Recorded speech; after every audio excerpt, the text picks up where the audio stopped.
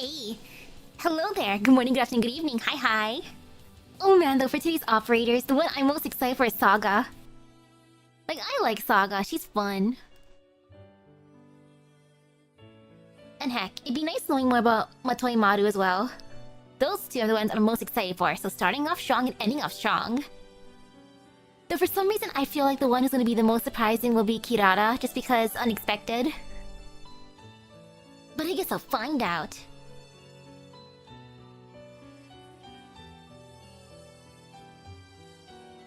Oh my goodness, so many parts. Yay for getting all the endings? I assume?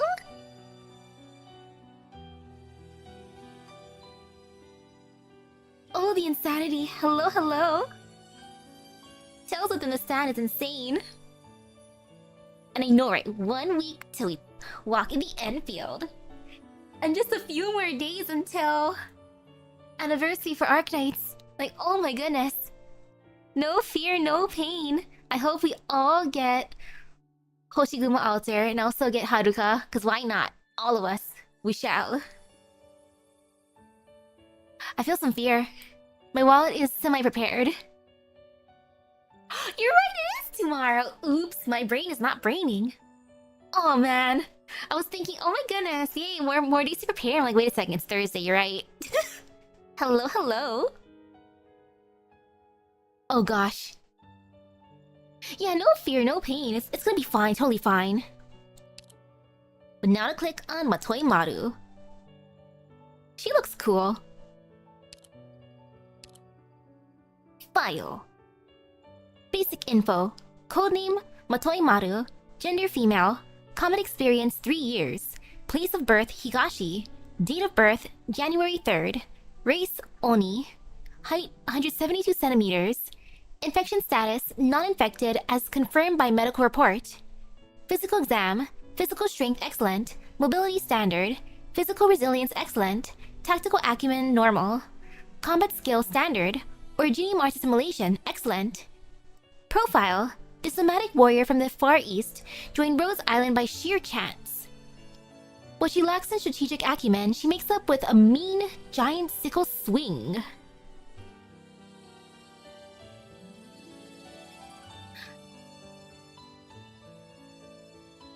Yeah, there's... Usually Arknights maintenance is like nighttime for me, which I appreciate. Like way late at night / early morning. Clinical analysis. Imaging tests on this operator show clear outlines of internal organs, with no abnormal dark spots or shadows. No unusual traces of originium particles present in the circulatory system. No signs of infection, confirming this operator is uninfected. Hello.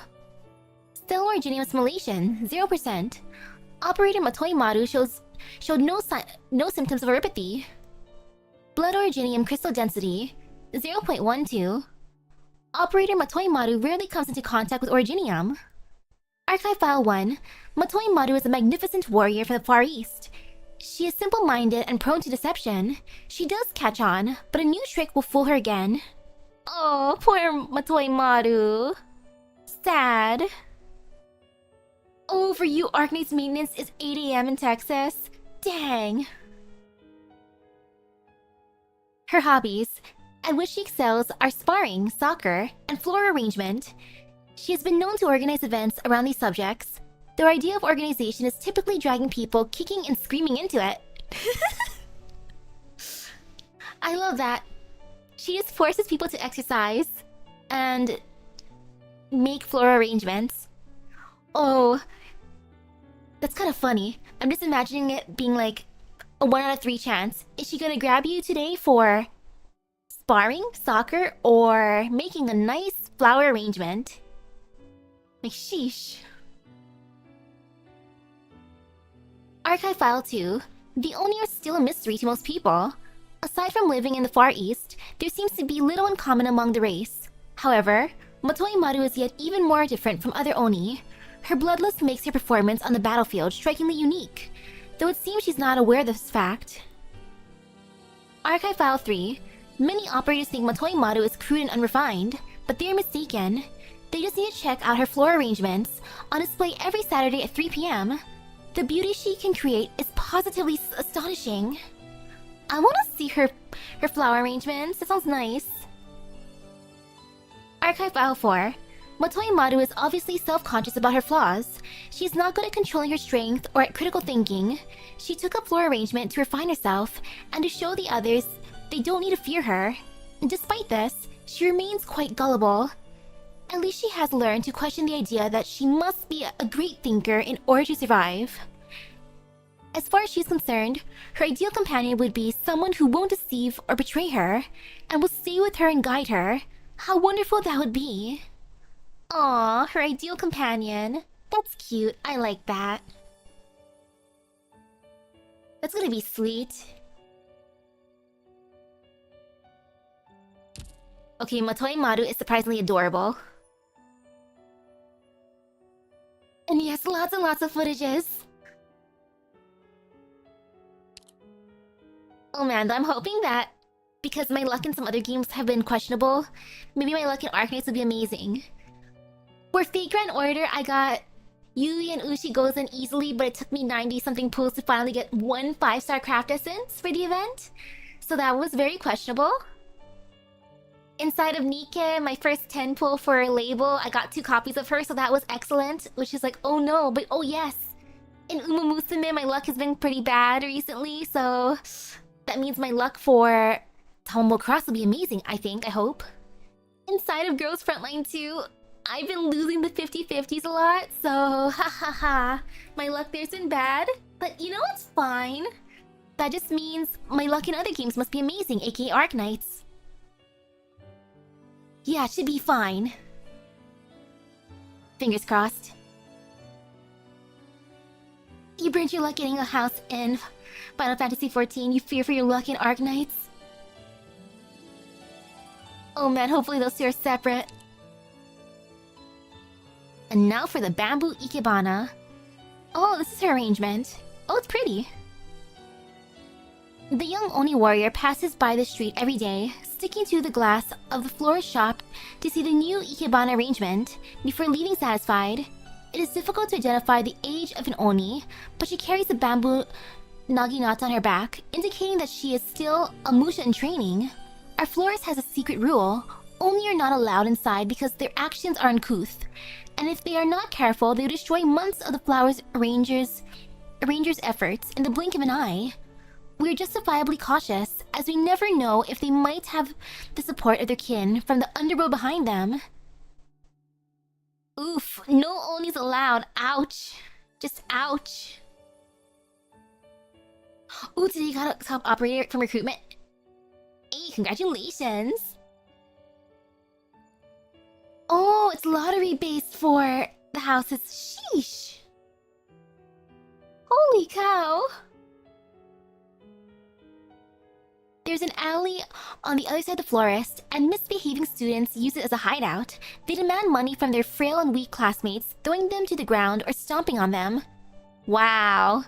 This Wednesday evening, I saw a little boy with a backpack run by the window with a sullen, tear-stained face and a bruised nose.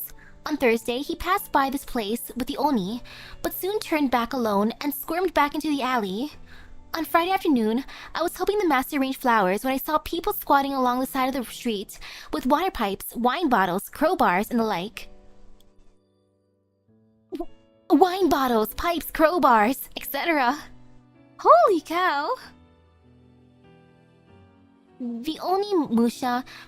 Oh wait, before we could call the police, the person they were waiting for arrived. The Oni Musha accompanied by the little boy from school, just like yesterday. When they got to her window, the little boy suddenly began to pick up his pace, and the teens who were bullying him quickly surrounded him. They were almost ready to kill the Oni. The Oni's bamboo naginata managed to block a few blows, but was broken into several pieces by their sheer brute force. Then, that was the first time I saw an Oni. The Oni Musha, who had lost her weapon, raised her fists, tearing through metal with her bare knuckles, smearing her own blood in the eyes of her opponents. What a sight! Lashing out with her knees and feet when her fists were blocked, striking out with her horns when her legs were restrained, biting with her teeth when her horns were blocked. When the whistle signaling the police's arrival came at last, only one was still standing. The Oni. She wiped the corners of her bleeding lips emotionlessly. Like the legendary man-eating fiends of lore, the people were intimidated by her silence and kept their distance to avoid her, pointing at her from behind windows and doors. Then, my master opened the door of the flower shop and walked out, sliding a bamboo leaf freshly folded into an appropriate shape into the palm of her hand.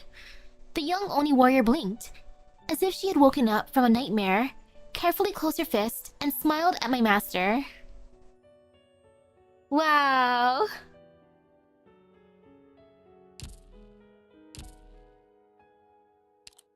Okay, time to stare. Ooh, pretty. So elegant. Also, I love how thick her geta are. It just adds a few inches. She looks so tall and regal.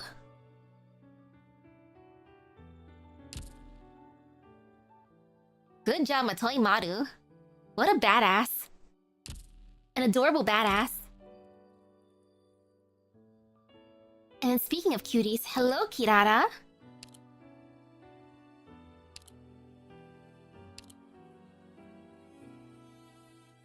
File. Basic info. Codename Kirara. Gender female. Combat experience none. Place of birth Higashi. Date of birth November 29. Race Ager. Height 160 centimeters. Infection status: originium crystals are present on the body surface, confirmed infected by medical examination. Physical exam: physical strength normal, mobility normal, physical resilience standard, tactical acumen excellent, combat skill normal, originium art assimilation normal. Profile: Higashi student Kirara chose to leave home due to neuropathy. After sending out an SOS message to her former classmates, she got a reply from Utage and sought treatment from Rhodes Island following instructions. Has a considerable understanding of electronic equipment, presently providing assistance to Rhodes Island with broadcast communications and equipment maintenance. Clinical analysis: imaging tests show the indistinct outlines of internal organs, obscured by abnormal shadows, originium granules detected in the circulatory system. The subject is confirmed to be infected with neuropathy. Cell originium assimilation, 5%. Operator Kirara has been infected by originium, with minor amounts of crystals visible on the surface of her body. Blood originium crystal density, 0.17. Kirara's infection was only an accident. In daily life, she rarely comes into contact with originium. So long as her situation holds steady, the chance of her condition worsening is particularly small. Archive File 1. Kirara comes from a small-scale nomadic city in the south of Higashi, falling under the jurisdiction of Mitsumoto, the southern ruling bloc. The town borders the sea, the surrounding land level, rich in resources in all respects, and so a commercial economy has developed, trading fairly closely with its surrounding city regions. This is the second time there's an Ager that originates from Higashi. Higashi's the farthest from Iberia. Very far from the ocean, yet we see not one but two, Mizuki and Kirara.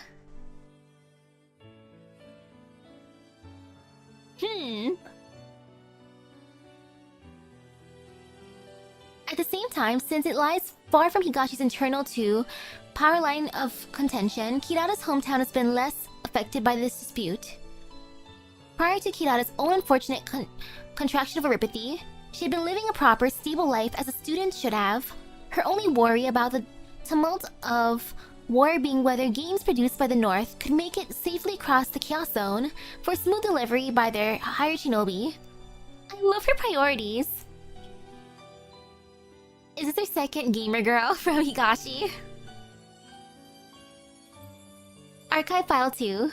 As a patient who was introduced by Operator Utage, it never occurred to Kirara at the outset to find work at Rhodes Island and become a formal operator like her classmate Utage. She's classmates with Utage. Okay, she's gonna be terrifying. Just based on Utage. They're classmates and friends. For the introverted girl, Rhodes Island offering her treatment for neuropathy also gave her somewhere to stay for a while, and for the money she paid as compensation, it was quite a worthwhile deal. At first, that's all it was. However, plans are where the little things always go awry. While the Higashi girl would shut herself in her room the majority of the time, using SMS in place of verbal dialogue, and making maximum efforts possible to avoid interacting directly with others, on her occasional outings, she'd always come back having helped some operators while she was out. At times, resolving some minor issues with electronic equipment, or being entrusted ad hoc with instructing operators on how to work appliances, and when she'd even been pursued with inquiries for a walkthrough of a popular game at the time. In short, before Kirara herself even realized it, she was already on fairly good terms with our operators. We very quickly sent a formal invitation to this Higashi girl, inviting her to become one. Gratefully, fearful of strangers as she was, she didn't decline. Archive File 3. In Higashi, lineages of Ager that migrated in and settled down like Kirara's are not uncommon to see. Oh, okay, so it's not uncommon. In contrast to our understanding of Iberia's internal situation, Higashi's Ager, by and large, have not been faced with overt exclusion, putting down roots in the country without a problem. In the present day, Kirara's own recognition of herself tells the tale. Without any weight at all, or weight to it, she can say, "I'm just a normal Higashi girl, that's all." However, as is plain to see, stemming from different environs in upbringing, Kirara and other Higashi operators, for example, operator Matoi Maru, have differing conceptions of many things, despite being fellow Higashi. The North? I'm not too clued in about what Kogon's like, but I hear everyone's pretty old-timey there. When Kirara introduced her homeland Higashi to us, she raised the subject of its two ceaselessly warring powers, each one occupying one half of the country, exerting their governances on familiarity unified grounds. Yeah, the profound silence. Stinky profound silence. Mitsumoto didn't seem as heavily armed as the guys over there. While regarding the contrast in power between her own home faction and the opposition, Kirara first skirted around the topic, only conceding after a while that if the fight started, then on a face-to-face battlefield, it'd be pretty hard to win. But direct conflict isn't the only thing that goes into who wins and loses. Besides, it's not like it's just war and life's on pause. When it comes to economy, openness, and good atmosphere, livability, that's it. Then it's us who come out on top, right? Not that they're bad or anything, just that's how I feel about it at least. Beyond this, the Higashi girl is also somewhat regretfully and somewhat barbidly stated. Honestly, if we could just not fight, then let's not. The past few years have been pretty good. Been peaceful for a while. Sometimes I buy games from over there and Shinobi even deliver them straight to me. But after I heard about it, it seemed kind of difficult to say, I'm not really sure. I don't get it much myself. I wonder how speedy Shinobi delivery is. Cause oh my goodness, it can take so long to get stuff here. AKA month or more. So I wonder what it'd be like ordering with Shinobi. I heard the 8 families used to be one, but then they disagreed on something, and that's why they've been split across ever since. Honestly, isn't it kind of an overdose premise? An overdone premise? What's the point? It's just a bunch of brothers infighting, right? Or isn't it? It's always brothers fighting. Archive File 4. Operator Kirara's interests and hobbies are startlingly expansive, with a major love for all niche entertainment comprised in novels, manga, games, etc. Though she had no choice but to leave her home, Kirara insisted on bringing more than half of her collection with her, leaving people speechless. Aside from that, music is also one of Kirara's passions. Before catching neuropathy, Kirara used to have a part-time job at a bar near her home, and putting on music to fit each day's mood was one of her daily joys. Oh my goodness, she was working at Valhalla. Wow. Oh man. Oh, you imagine the supply chains are way worse than here. True. Per her own absorptions, Kirara has spent considerable time and energy, even at times near the point of forgoing sleep and food, throwing her whole devotion into games or manga. Oh my goodness, me too, Kirara. I feel for her.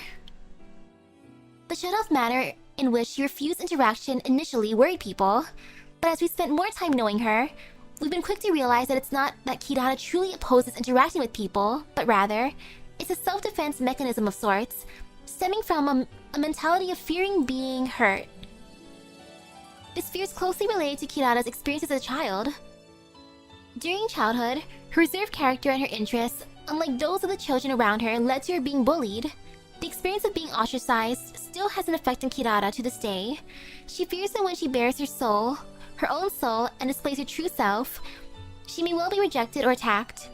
And so, she has preemptively avoided contact with others. However, should you break past Kirara's inner defenses and be recognized as a close friend, it'll be clear for anyone to see that the true way she treats people is sincere, passionate, and without any reservation. Promotion record. There's always some way to clear a game. So long as one makes the right choices, the people on the screen will turn to them and smile. So long as one strives hard enough, the enemy can be defeated and a good ending welcomed. But in reality, there are no retries in reality. Reality has no choice that reliably wins others over and earns one smiles. Failures in reality cannot be done over. And that is why we dread and are scared of ruining everything.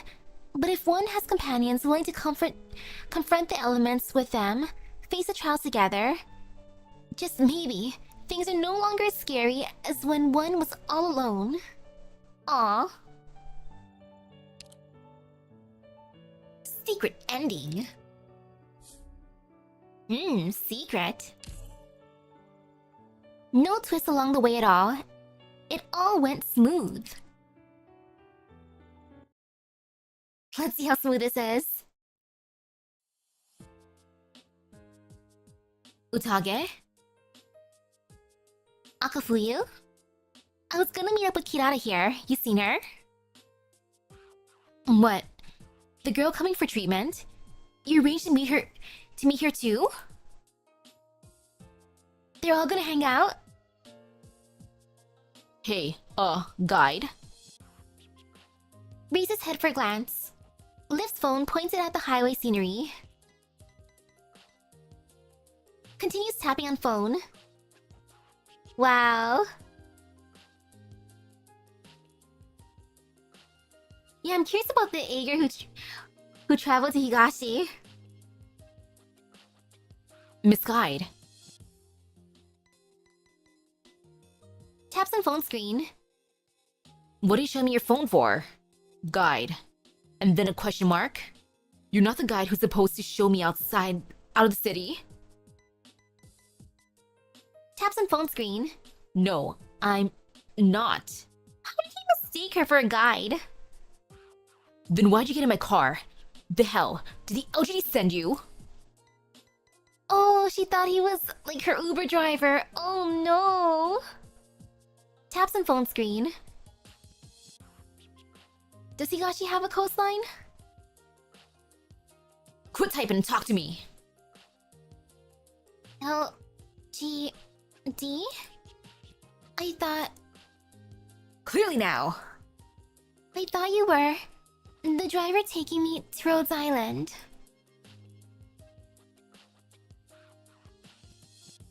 Excuse me. You see a girl dragging this giant case around here? A girl with a giant case? Can't say I have. You're an hour late. You only just got here. Of course you haven't seen anything. Miss, are you talking about a teenage girl towing a big suitcase about as tall as you? Yeah, her. Was she like super absorbed in a hand thingy playing a video game when you saw her? Can't see as such. Come again? She was playing on something that seemed like a game console for a little bit, but then she put it away really fast and pulled out her phone right after, and she just typed and then send photos. Phone? Her phone's gonna be from Higashi. Can she use it in Lungmen? Nah, no time to sweat that. Should be her for sure. Do you know where she went? A car just stopped in front of her a moment ago, and then the driver and her had this look between them, and she took her suitcase and got in. The driver even moved it into the boot for her. Where's the car headed? What a misunderstanding! Unbelievable. My goddamn luck. The guy I booked just so happens to be a young eager woman in a Higashini's outfit. How the hell does a stumbling block like you come out of the woodwork? If you got something to say, then say it. I just wanted to ask, why? You thought I was wearing Higashini's clothing? Huh? You're guarded up like you walked right out of one of them. Higashini's mangoes. Yes, the mangoes! I love reading mangoes! If that's not the look, what is? Mangoes. I think you only really look stereotypically Higashinese if you dress like a samurai or a Miko or... Samurai. Miko. Isn't that all just manga stuff? They really got types like that walking around over there? Never mind. What are you driving this fast for? Huh? I'm trying to get home. See? But was gonna meet up with a friend, and she was waiting literally where I got in this car. And could you just take me back before you go home? Forget about it. Or... where do you live? You could go home first, and then I'll find a way to get my friend to pick me up. My home's in Syracuse. That good enough for you? Syracuse? That's NG. That's totally not happening. I came here all the way from Higashi. I don't have time for a trip to Syracuse too. Grr. See this knife here, Ragaza? Don't tell me you're with... the Mafia? The Syracusan Mafia? Not exactly, but yeah, something like that. You sit tight and make peace with it. You're my hostage now. But... you said you missed your guide, so even if you leave Lungmen, you still... Shut it. I ain't giving you no second chance.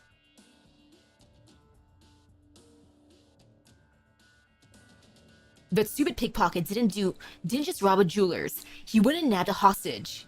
Truly sorry, Miss Akafuyu, that we requested cooperation with Rhodes Island on this investigation and still let this mess happen.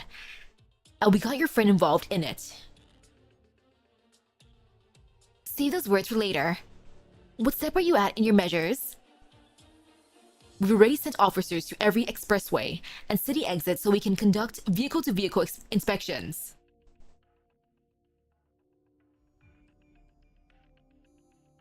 Climbing up again. What gives? Lifts up handheld device. You're in the world's nuttiest situation and you still got time to play video games. Nods. Priorities. Same. I would do the same thing. You don't got a lick of sense. He's like, I'm stuck here anyways, might as well do my dailies. What, sick of games now? On your phone again?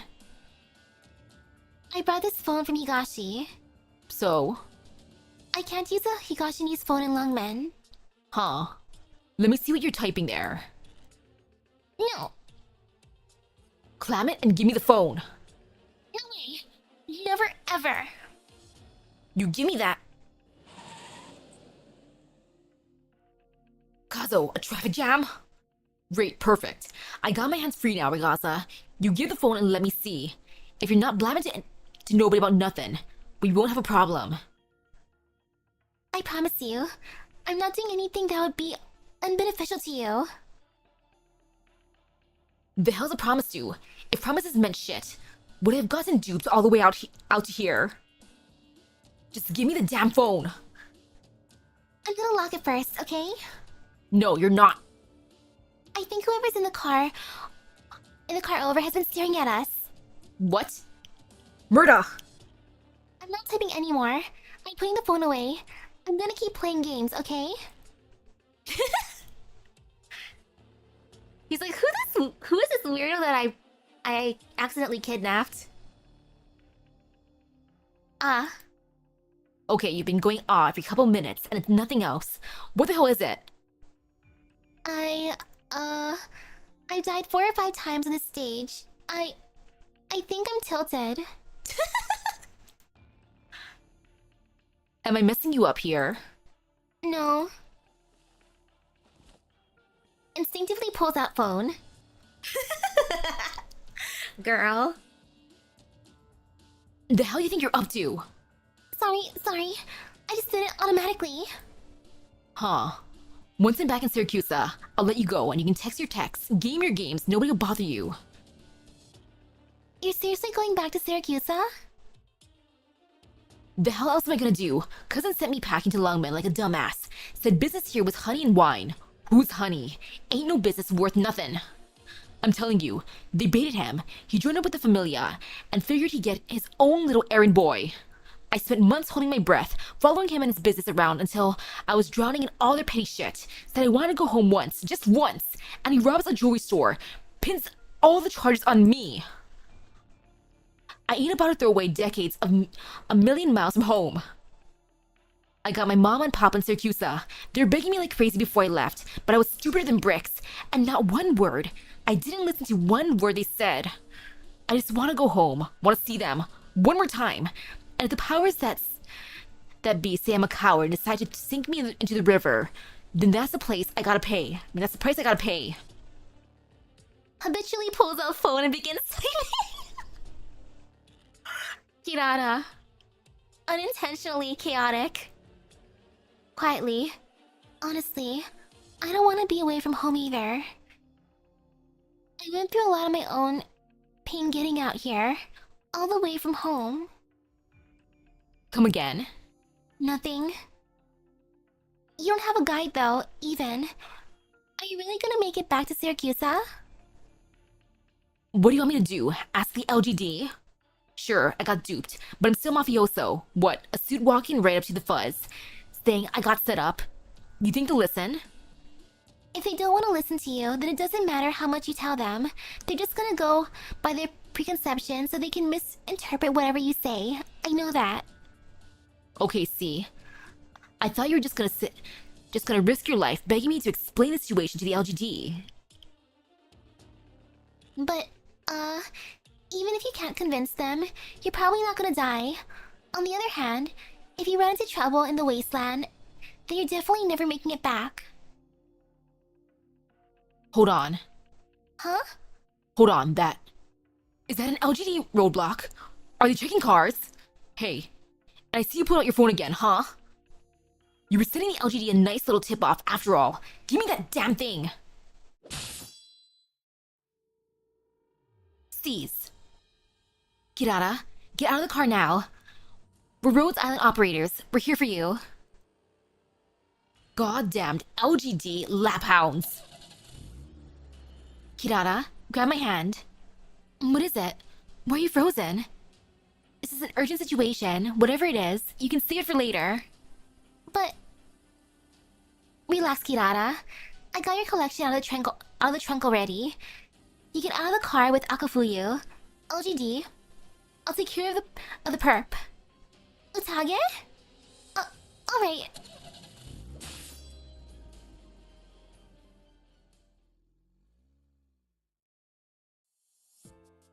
She's been saved. Huh. Okay, guy kinda gave us the runaround, but you're right. But you're alright. The luggage you were protecting the whole way is fine. It's all good. Meditashi. Kirara, hello? I know you're in shock, but like... You're gonna block traffic if you keep standing there, okay? Sorry.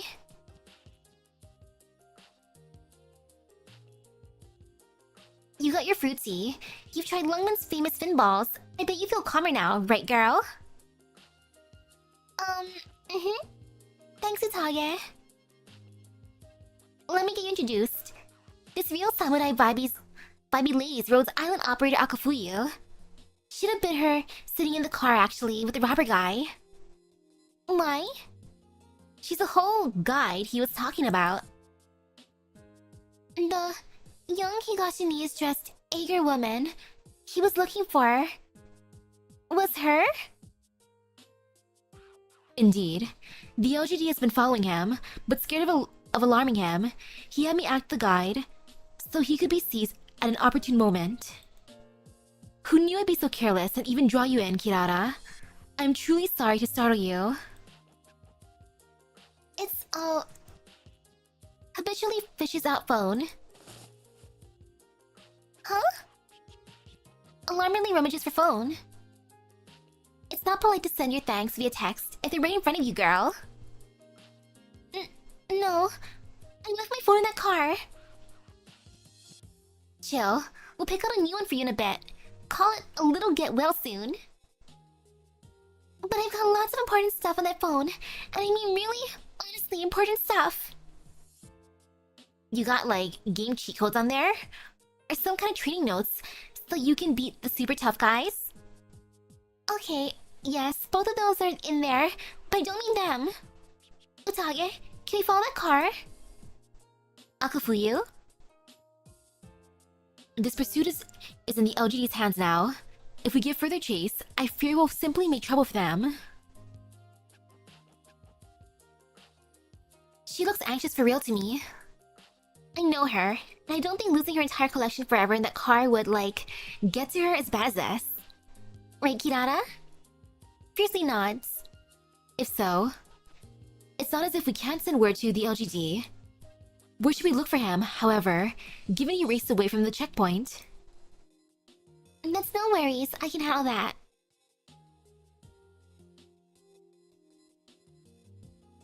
You go, Kirara. What, you can pin your phone's location on your handheld or... Actually, I monitored all my electronics before I left so I could protect against losing anything. So they've all got a relative tracking functions to each other. Well, you even got crazier at modding tech stuff, and I never knew. Anyhow, the red point that's been moving the whole time is my phone's position. So it looks like the guy hasn't realized I lived in his car yet. Given so, we have an easy in. Utage, your classmate here is by no means of ordinary ability. Preach it. All my friends are showstoppers, I know that best. Haha.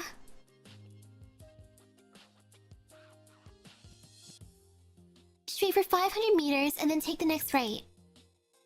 The way you've been, like, looking at the map on your console and then giving directions, it's kind of like you're playing a game. No, that's not really what's going on. I'm just looking at a map. This is no time for modesty, girl. Resisting. Give yourself up. No mistake. We've made dead heat on the target.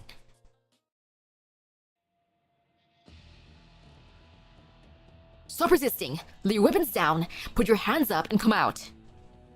I don't want none. None of you near me. Let me go. I want to leave Lungmen. I'm going back to Syracuse. I want to go home. Let it go. Now lay your weapons down, and we can still approach you with an open mind. Like hell. I know what you're gonna do to me. I ain't no fool. I'm going home, damn it. I just need to get out of here and back to Syracuse. First that stupid cousin, then the familia, and now you, and that girl just earlier. You're all out for blood. You're all filthy liars. I want you all gone. Get out of my goddamn way. You're not fooling me no more. I'm going home. Shoot. I think he snapped. This kind of a stalemate, so the LGD are gonna go to force soon. I don't think we can guarantee your phone will survive a firefight. But the guy is, like, the world versus him at this point. Akafuyu, you think we can slip in? Absolutely not. The LGD cannot ensure safety should we intrude over the cordon. We can only pray the man comes down soon. I did ask the LGD. His jewelry store robbery had no casualties, which would mean they take him into custody. Yeah. Yeah, custody beats dying any day. So when's he gonna realize it again? But he said he was framed. Huh? While we were in the car, he told me he didn't actually rob that store. He was set up by somebody else. Did he actually, factually say that? Yeah. Akafuyu, could you tell that to an LGD guy for us, please? I could, no issue, but the LGD wouldn't let him walk on a single person's testimony. Still better than watching everyone fry right now. Go. Understood. Maybe they'll change up their game plan once they find out. Fingers crossed. Let's get out of here for now, Hirata. I mean, you can tell, but we're just counting on other people at this point. Final warning. Drop your weapons. If you still refuse to comply with the law, we'll authorize the use of force. Damn you all to hell. I get it. You just wanted me here all along so you could take my life. I'll count to 10. If you won't give yourself up before then, we will use force. 1. Shoot. I don't think she's gonna make it. Hey, Hirata, you might want to prep mentally to... Hirata? What are you doing? Hirata has her hand held up, and her finger is dancing all across the screen. That's not the console's interface, that's like beyond it. You made that? You're sending instructions from your own interface? 2, 3, 4. Are you trying to dial yourself from your console? You want to get talking with him? It's just a wake-up call. Please, please. 9, 10. We're authorizing the use of force. All positions.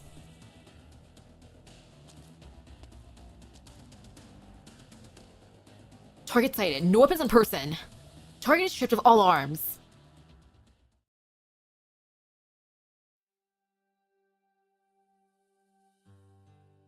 Your hospitalization procedures are all in order, Miss Kirata. Hello, hello. Taps on phone screen. Thanks. No problem. Kirata, come on. Didn't I tell you? It's so weird to type when you're literally like face to face. Sorry. No big deal. I know it was more than a day or two that got you like this. Come on, let me show you where you're living.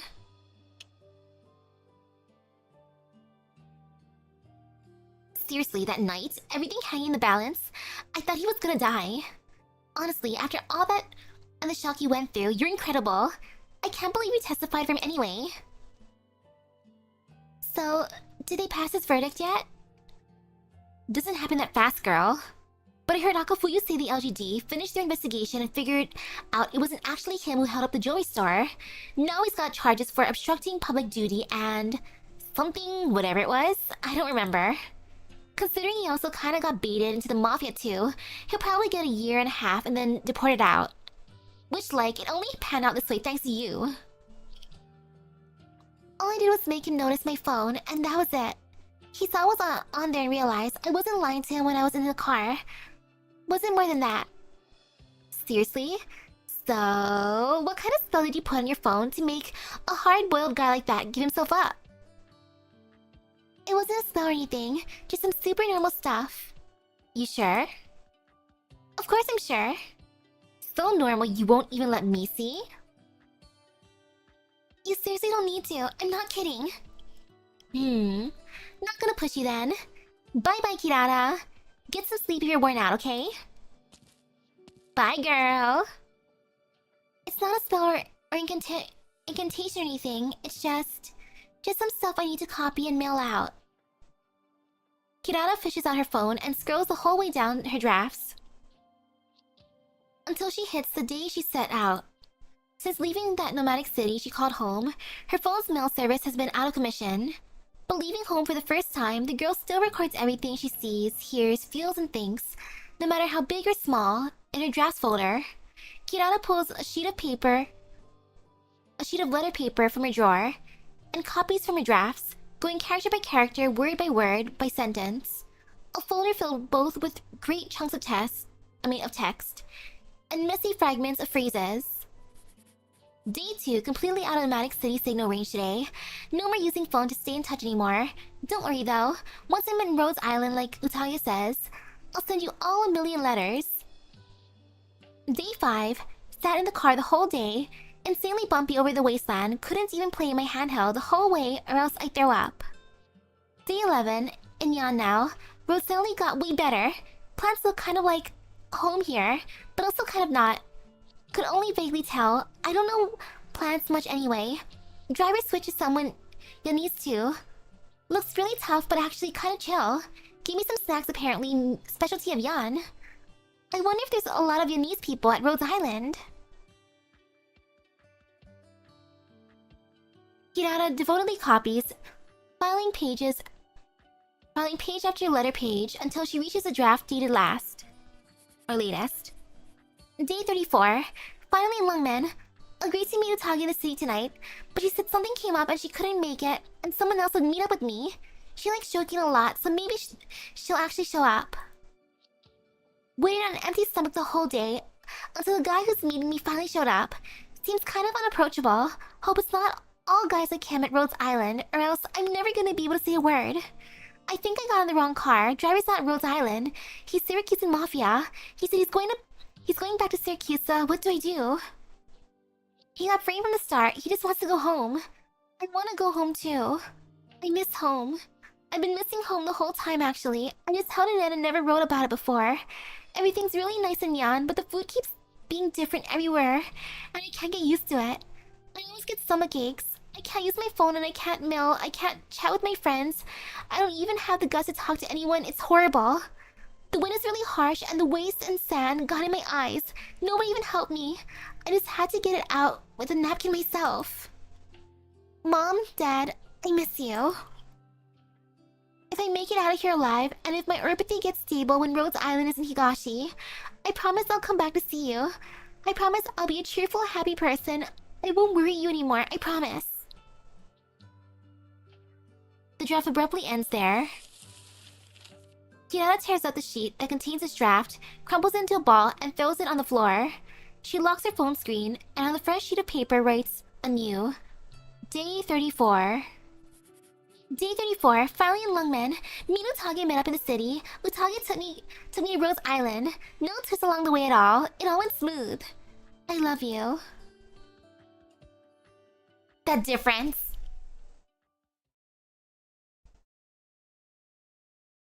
She's like, nope, too dramatic of a letter. You know what? Redo. Everything is fine. Ha ha ha.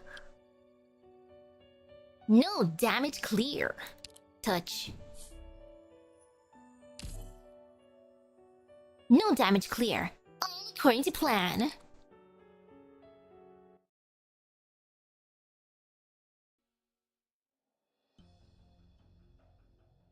How are they?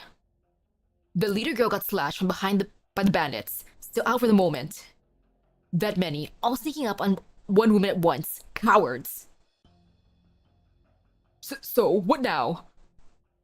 What do you mean, what now? Those thieves were after our medicine, so they want us dead. I'll take them on if it comes to that. My life against theirs. I can use art myself. They live by getting one over. We could even light a flame if we wanted. Taking them on would never get anywhere. Even if it wouldn't, we've got to. You saying you want those bloodthirsty cutthroats to make off with our medicine after we barely managed to buy it? All of our efforts just to buy this one cheap, measly lot of suppressants. And I want you to imagine, if it wasn't for them, then you, me, the village at large, how long will we still be alive for all these damn stones in us? Not to mention, there's Rhodes Islanders with us. But Rhodes Island is only here to deliver the drugs. You get it straight. Once they put the drugs in our hands, they could go home at any time. They wouldn't help us. And even if they did stay, you've seen how badly the leader got hurt after how easily she dealt with the beasts. Now it's just those girls left. What do you think they're going to be able to do? The bandits aren't going to just forgive and forget after failing to steal our drugs. They might attack again at any moment. Oh yeah, it was in her files for Akafuyu. Better we give them whatever they want. Better than dooming us all. We can always figure out something else. Think carefully about this Rhodes Island or whatever. With how cheap they're selling it, who knows if the drugs are real or fake? Enough. You can shut up any day. Irk. I didn't hear this lousy tune from you when the girls helped us fend off the beasts after dropping off the medicine, or when the doctor girl gave you an examination. You think the measly amount we forked over was worth them delivering it all the way out here and bringing the doctor to do checkups free of charge? If that's the length Rhodes Island will go, then whether or not the medicine works, I'm still believing in them. Thanks, sir. Tell me then, you think we can actually protect these drugs? We can only try. Now enough. I'm going to help the Rhode Islanders. The Rhode Islanders. You find something to busy yourself with. Fine. One of the girls asked me to help out this morning. Still a little work left to go. I'll fetch somebody else to come with. Yeah, be useful, sir. Be helpful. Not good. This is totally not good. The way things are going. Captain's KO'd and hurt. Treatment takes time. Now all we've got is a DPS and also me. A weird support character without many use cases. Wait, no, bad. This is a really serious situation.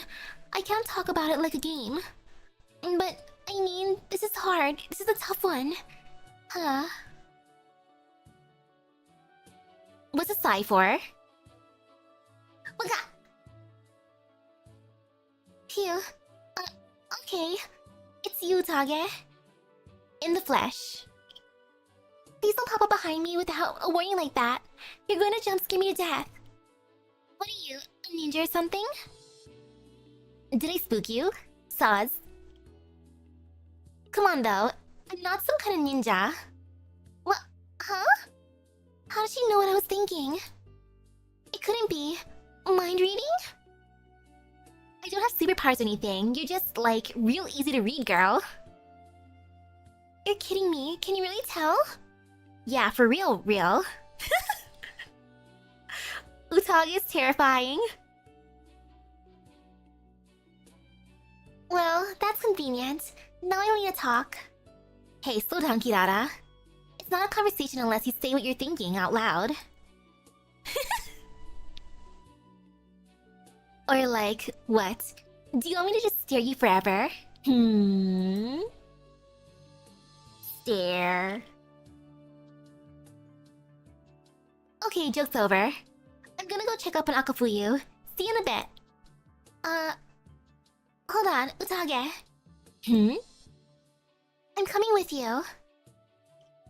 So, Utage, what do you think about the situation we're in right now? Pretty messed up, I guess. We were expecting a normal delivery mission, right? So, not letting prepared that much. We did get a team put together. But the captain was our big hitter, and she left a whole opening to get backstabbed in. I have no laughs in me right now. Usually, average bandits aren't, like, a match for us at all, but they got way too many guys, kind of out of my league if I had to solo them. Our doctor's not gonna do combat, and you... Don't look at me. I'm a logistics techie.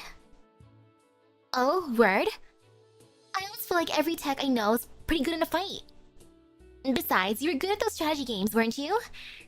And you and the doctor broke some kind of record one time. So, like, maybe being a commander's your thing. What do you think? Wanna try? Me? You're joking. Real life isn't a video game. I can't. We should probably go see how Akafuyu's doing. Aw. It's a bad habit to casually shoot yourself down. And besides, you totally got ideas going, don't you? So hard to be honest, Kirara.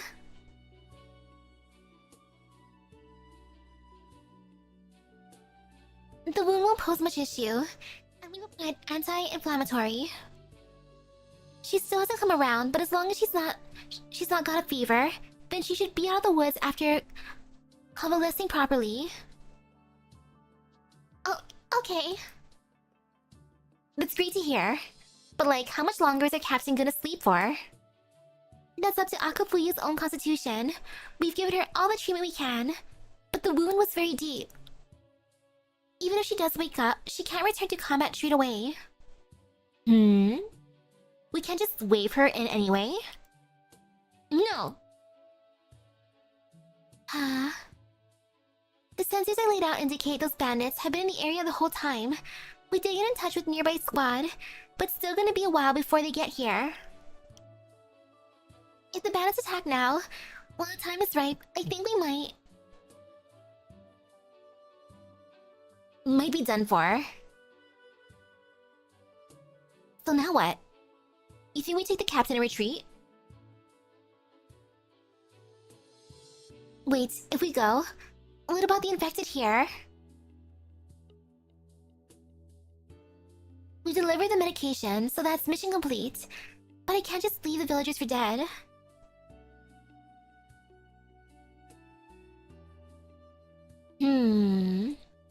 We take the medication too? Okay, putting aside whether or not they buy that as a ruse, I think the bandits are after more than the meds anyway. They can fight the people here, and they have literally no way to fight back. That's true. ... So,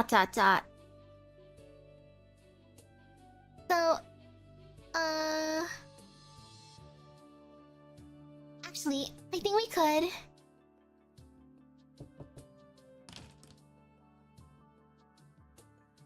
Excuse me. I brought you all some food. A little place like ours doesn't have much, so if you can just put up with it. Thank you. It's kind to worry about us. Was anyone from the village hurt in the previous attack? We're all fine, thanks to your group. Can I ask how your captain's doing? No worries. She's not in danger for now.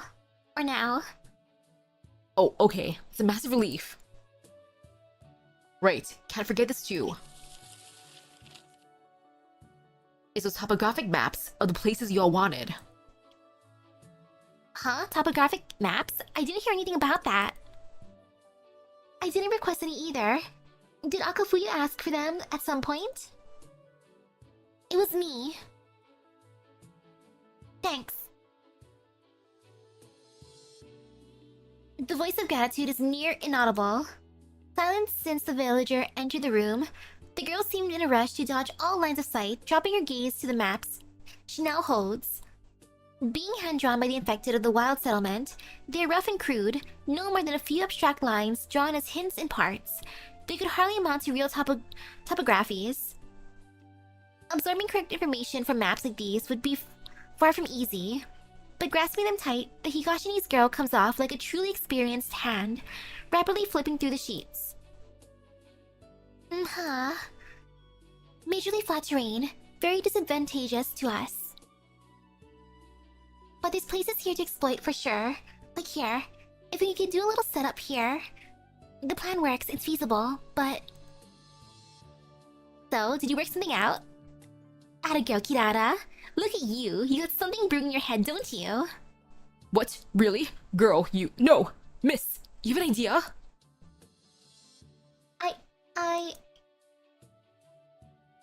All according to plan. I think we...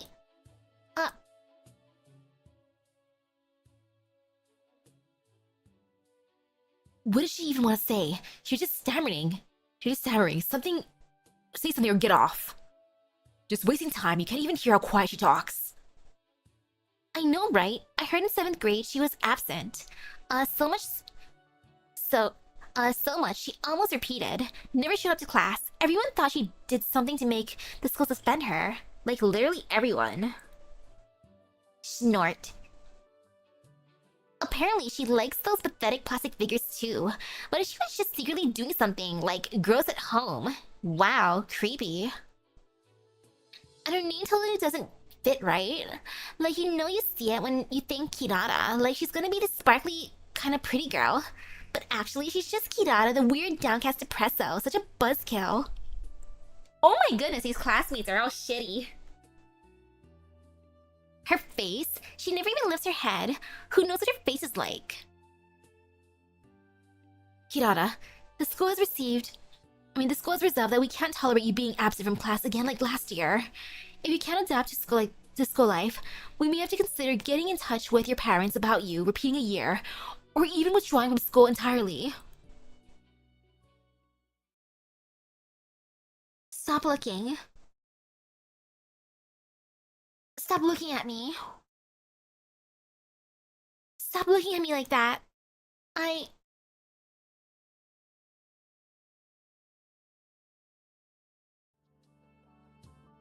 Oh no. Are they implying that she puts her figures in a jar? Not the jar. No. I didn't. I don't know. I can't breathe. What am I doing? Just say your words. Come on, you're not at school here. I'd like to suggest. But bad news! The bandits are back! They're surrounding the entrance. They've heard some of us too. What? They're wounded? Where? I need you to take me there immediately. Guess that's that. I'm coming too. Hey, Kirara. Don't keep us waiting too long. Come on, Kirara.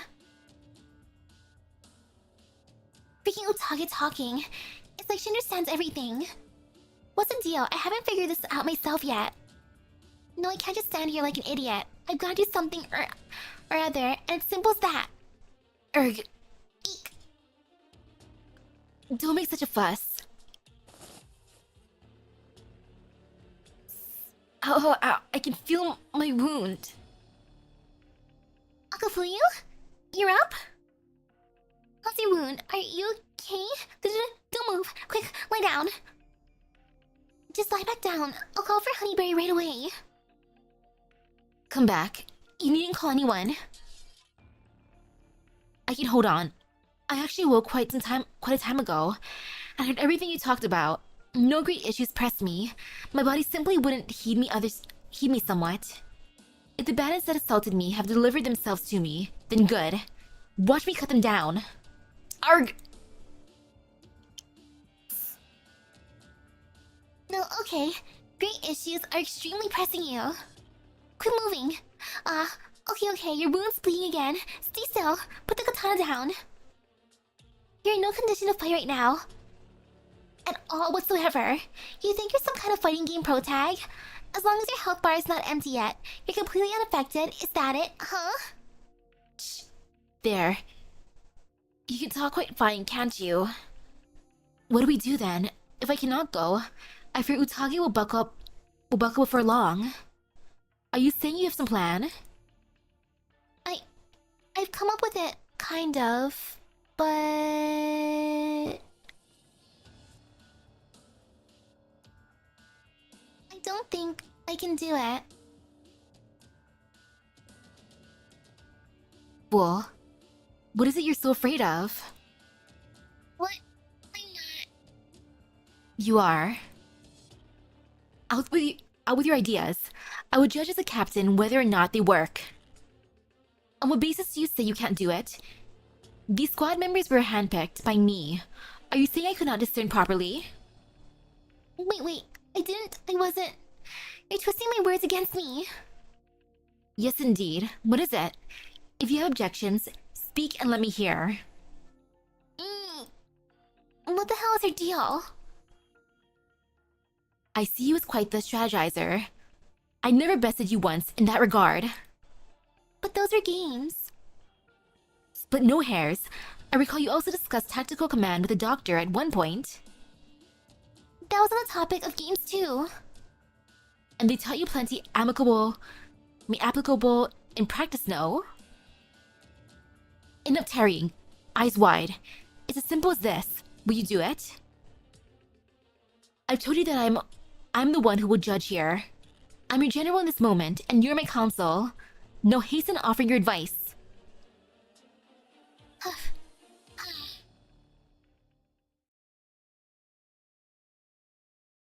What even stammering? You're quiet. Absent. Did something. Likes those secretly. Totally doesn't fit. Weird downcast. Buzzkill. Who knows? Like, School has resolved. If shut up. Oh my god, shut up. I don't care what people say. I don't give a care. Yeah, okay. Didn't I already decide?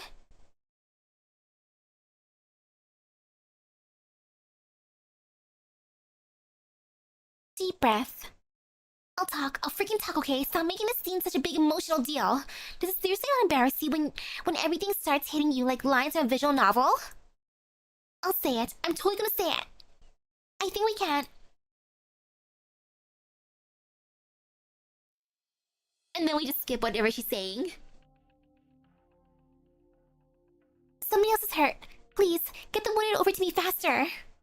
Sorry, but I can't hold him off for too long either. We're gonna get surrounded like this. Seriously, are drugs worth this much? Compared to other medications on the market, we sell really cheap, and the efficacy is guaranteed. Oh, so that's why we send a whole squad on deliveries all the time. Yes. It's not just an issue of money. Medications like these are difficult to buy in the market period, so... That's why there's infected among the peoples robbing too. Yes. isn't there anything we can do? Oh right, the pinker girl had me set up a machine earlier. Is there something we can do with that? Machine? I didn't hear anything about that. Me neither. I think I'm getting deja vu. But Oh, if you want to know about that, why don't we just make her explain it herself? right, that's the miss who asked us to do everything. Phew. It's okay, I can do this. I can speak, it's okay. Everyone, listen to me. I have a plan.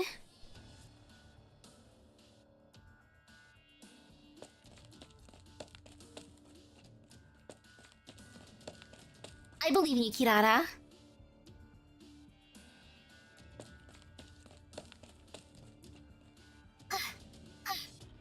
Found her. Over here. She's got all the drugs in her car. After her. They followed. If the map was right, then around here they should be... No, wait. I have to go further north.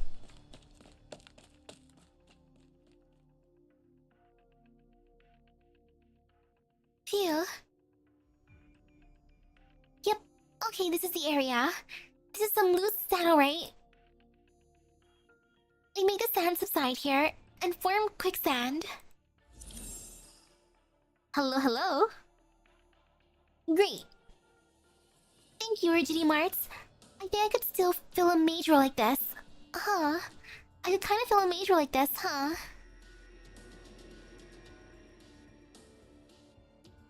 Done. Next, I just stall for time a little. Need to find a place to hide myself. Where'd you go? Where's she hiding? The car's still here. Get all the drugs out. Hey girl, can you hear me? Round with the goods all alone, huh? Thought you could get away on a fluke. Or you're just trying to lure us out. No matter your plan, it's nothing now. What's the deal with this guy? He's a trash talker. Oh, if only I could tell him how every character who talks too much before a battle usually comes out of it pretty bad. Hey, the med boxes here. They're all empty. We got tricked. Heh, expected that. Looks like she just wanted to string us along. Shame for you though. You can pretend you're on your solo adventure, but we're not as stupid as you think. You know how many of us chased your bait? Less than half. The rest of us probably broke through that lousy infected village by now. I'm reckoning.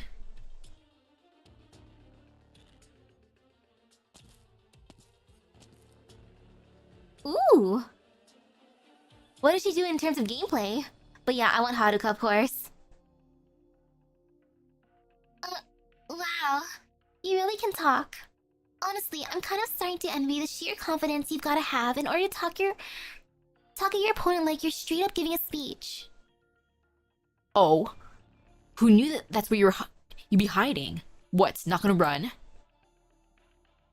Don't care to anymore.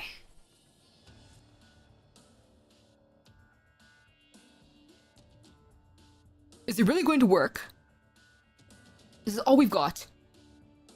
Just if, it doesn't do anything. What's the fear? You heard Kirata's plan yourselves. The feasibility is tremendous. Unless we forget, I'm present too. A wounded general is hardly a rare sight. Hiss. Stop showing off, Akafuyu. Kirata already led a bunch of guys away. The numbers on the rest. I think I should basically make it. Even if we have issues. There you have it. I estimate she saw this too, hence why arrangements are so. Okay then, no time to lose. Everyone ready? Push the switch. Ayy. What is that? There's a caster's arts. Hey, are you suicidal? Pull out. Where do they find so many casters? Erg! Watch out, girl. Arts aren't the only danger on the scene. What the hell kind of tricks are you pulling? We've been watching the whole time. There's no way you found a caster to help. Didn't you know Infected can use arts barehanded? You back these guys into a corner and they can seriously do anything. You get me? Oh hey! Lucky, everyone's actually infected here. Guess how many rather burst into dust in your face than let you get your way, huh? Maniacs! These infected are all insane. They're gonna take us down with them. Run for it! I like how they're scared off. The bandits. They're beginning to retreat. Really? Oh, thank heavens. Who knew this little box could be so much of a threat? Good guys. Didn't that work a little too well? Honestly, we pressed it on the sound of... We pressed it, and the sound of arts firing suddenly went off all around. Even I was jumpy. Using a pre-constructed projector to intimidate the enemy. Trust her to think of it. And arranged so perfectly in such a short span of time. How did she possibly do it? The pink-haired miss asked us to install all these machines this morning. Ooh! The Wizardell of Healing. Oh, I love the sound of that. Wow. Every time she heals an operator at her range, there's an aftershock effect that deals both damage to enemies and heals unsaid operators. Oh, I love that! Her talent gives 30% damage reduction to all operators on her range. And she has quite the range. Her best skill is S2. Oh, I want multiple copies. Oh, yes, but oh no! A limited time once activating her skill too. Dang!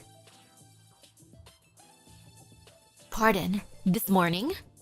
Wait, when we just became aware of the bandits before anything had even happened?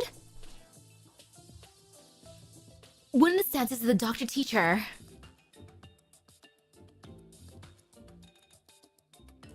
And it's time.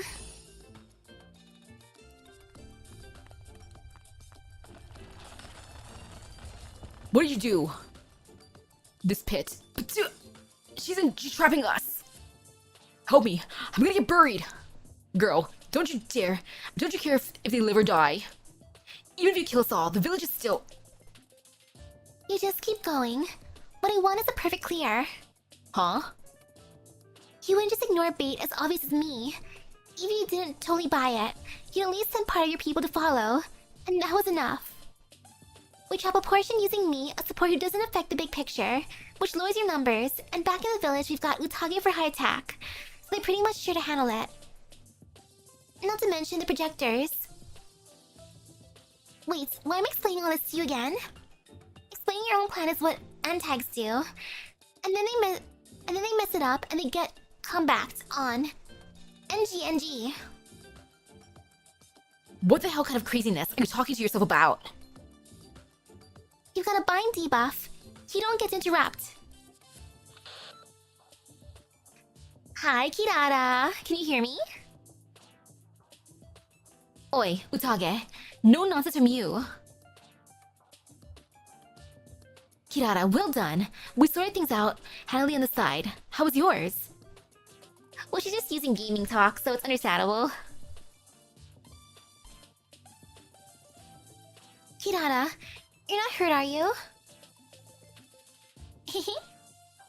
No, I'm fine. I'm untouched. All good on my end, too. Just as planned. Just as planned, alright. Terrifying. Cute! Oh, I love this. We will survive 3 online. Kirara will survive. Oh, I love that. This is the cutest module. Thank you for purchasing We Will Survive 3 Online. The following is a brief rundown of the game. Primer. We Will Survive 3 Online is an RPG that includes both competitive and cooperative gameplay. Players will play as and control different characters in-game, raising their survival rank, and battling with other players to win the survivals. Of course, joining forces will also be necessary throughout many points in the game, so this is a game to enjoy with your friends. Controls. Players must use a controller compatible with the console when controlling their chosen character. If you have multiple people playing, have more controllers ready. Items. All items within the game can be obtained either through exploring the wild or through crafting. Once obtained, items can be stored in your backpack. Backpack space is limited, so you can trade any items you don't need at a moment with your friends in-game. And you can opt to just send them as gifts too. Each item you collect also unlocks its illustration in the guidebook. If you want to unlock them all and unlock the secret achievement, get trading with players. Competition phase. Don't forget, your ultimate goal is victory in the survivals. Merry cooperation goes hand in hand with a struggle to compete afterwards. Use your survival skills to contest and loot other players' resources. And in the wild, you can also lie in ambush or directly challenge people, initiating one-on-one battles with other players. The higher player survival rank, the bigger the advantage in the fight. Decide who amongst you will be the champion of the survivals. With that, you should now have a decent understanding of the game. Invite your friends, plunge into a colorful world, and have a fun time playing together. I wonder how one beats the game. Or if it's just a game that you can't beat. You just live there forever and ever and ever. Terrifying gamer girl. Now for Tsukinogi.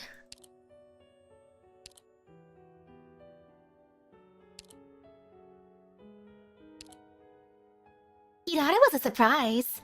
She was a big surprise. And ah, yes, the one incident for your phone too. Now for Tsukinogi. Basic info. Codename Tsukinogi. Gender female. Combat experience 2 years. Place of birth Higashi. Date of birth May 3. Race Elafia. Height 165 centimeters. Infection status confirmed infected by medical examination. Physical exam. Physical strength normal. Mobility excellent. Physical resilience standard. Tactical acumen standard. Combat skill normal. Originating martial simulation excellent. Profile. A former catastrophe messenger from Higashi, Tsukinogi's sensitive perception allows her to detect approaching catastrophes from the most minute of changes and communicates that information with cities. Her abilities also make her well suited to locating and tracking hidden enemies. It is recommended to assign her to work requiring reconnaissance and stealth. Clinical analysis. Imaging tests have shown the outlines of her internal organs to be indistinct due to abnormal shadows. Originium granules have been detected in her circulatory system, confirming her to be infected with erypathy. Still originium assimilation, 5%.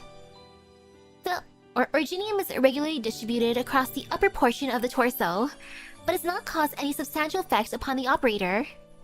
Blood originium crystal density, 0.34. Traces of sudden originium metastasis can be found on the operator's organs.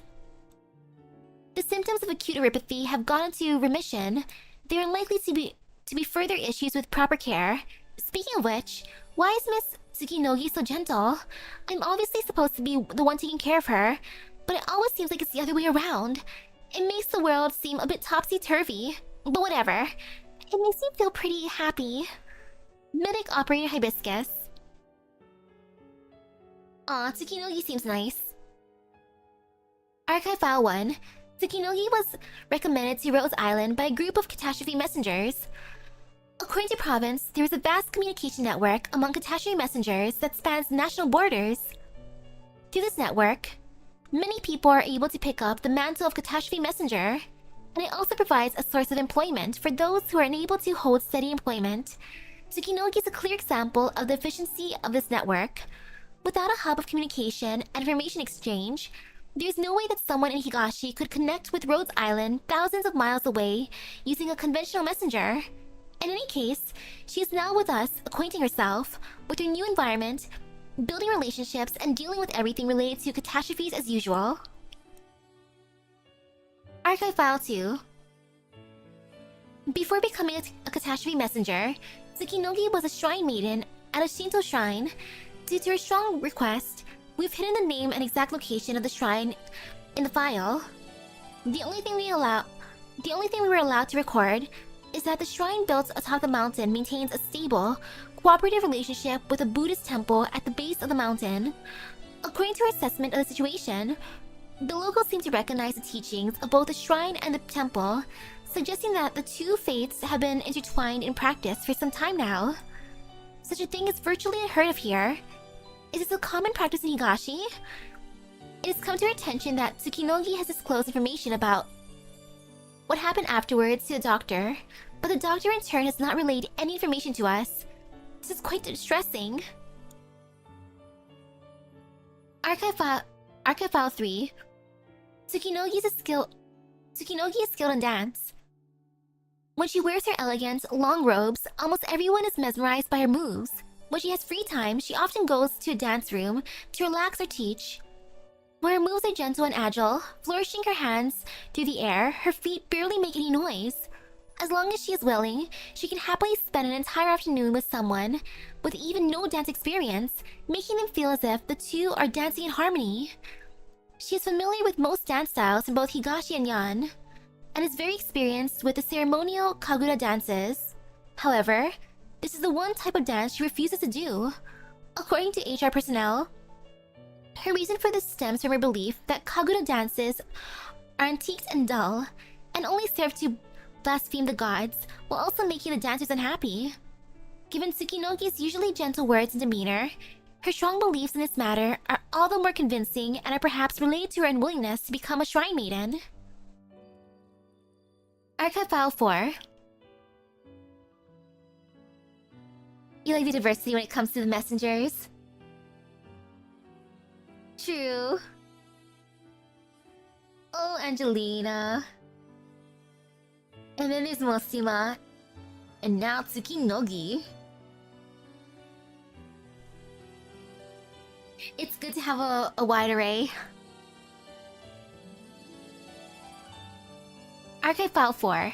Because of her insight into others' emotions and her experience with clergy duties, Tsukinogi can easily touch most tender portions of one's heart.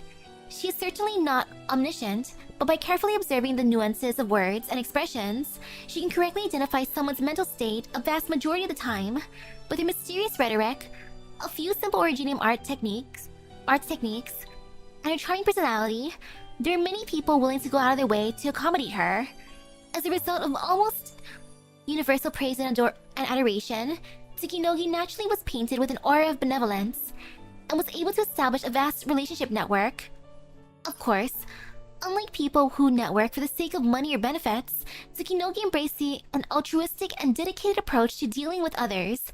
This was, after all, the reason she became a catastrophe messenger in the first place.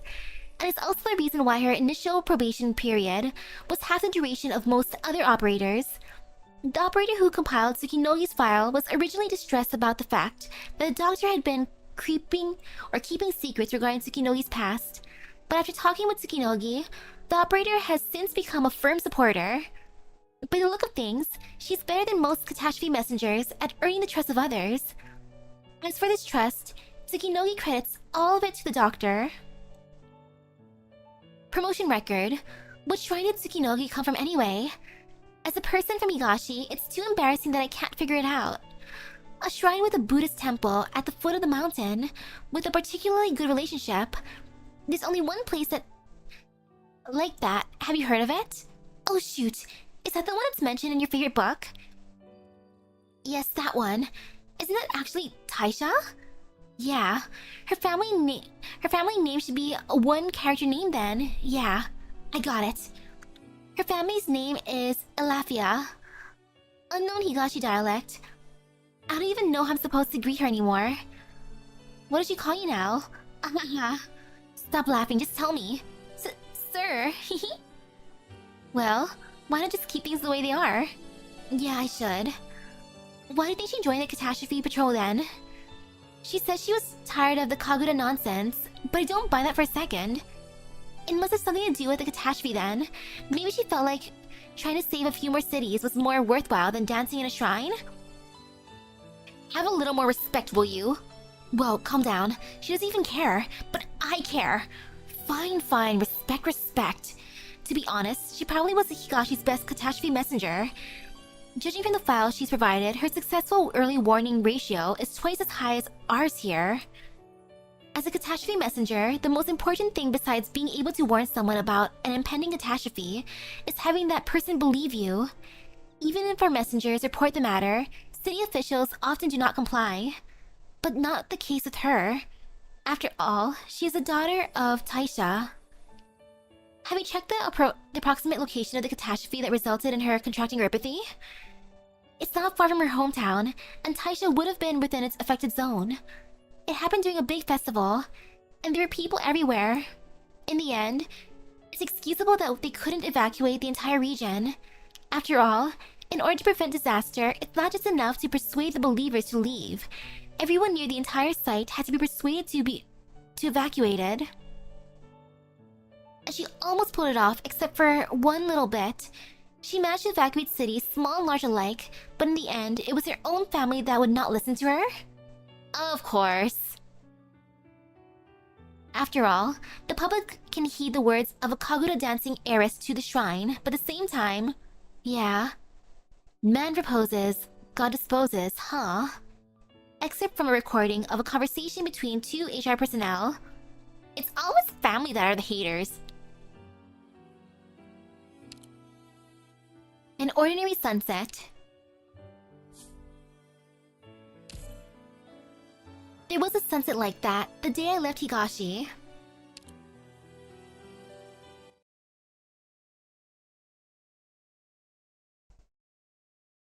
There.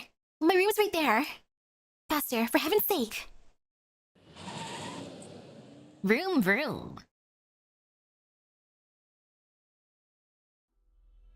Room.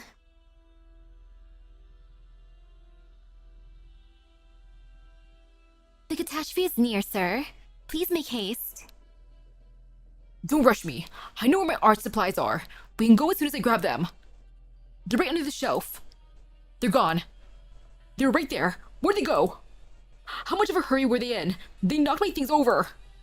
They ruined a great work of art. Criminals! Calm down. Does anyone else live here? The landlady, Frau Perry, a housewife who knows nothing of art. She couldn't tell the sunset from an egg in the fry pan. Check the list to see if they have been evacuated. Roger. I hardly ever spoke to her. Do I even have her contact information? Mr. Devlin, you just got a new message on your communicator. Here. Her Devlin, since you were away, I packed your things into a suitcase at the door, so you can take them and evacuate as soon as you return. Be safe, Perry. Thank goodness! What a saint!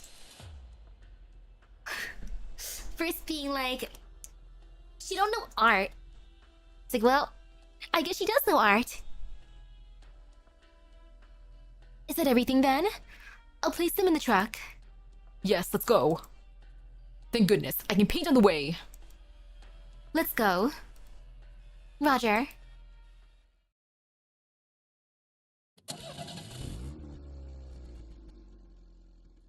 Give me some room to paint. Sir, try to sit like that. You could fall off. Oh no, my brushes, my paints! I knew I shouldn't have trusted that stupid woman. Wow, dude. The canvas is ruined. The brushes have been soaked in paint. All the paint is mixed up. It's all useless now. It's just a painting. He'll get another chance. No, there will never be another chance. I've chased catastrophes for so long, all for the moment when I could capture one's majesty with my own canvas and brush. Sir, My painting, my dream, my life, everything gone.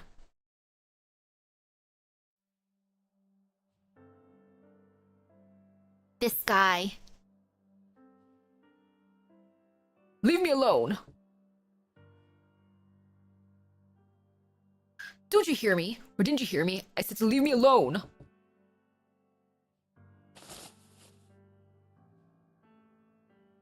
What time do you think it is? The sun's already setting. I don't need counseling. I'm not dead. Piss off! This is my last warning. Knock one more time and out. Oh, it's you. Dude. Oh my goodness, this guy. Quite bonkable. Good evening, Mr. Devlin. Good evening. You're the one who forecasted the catastrophe, something island? Rhodes Island. I've been operating from Rhodes Island.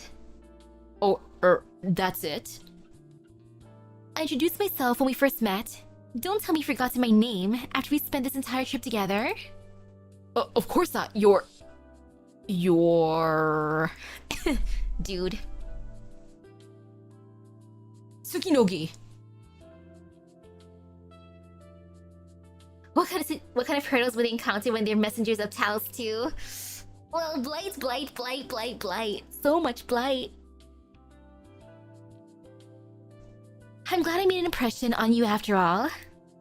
Anyway, I have a few questions for you. I apologize if I'm interrupting anything. Are you feeling any better? Thanks to you folks. Not that I was injured to begin with. Good to hear. What about in terms of mental health?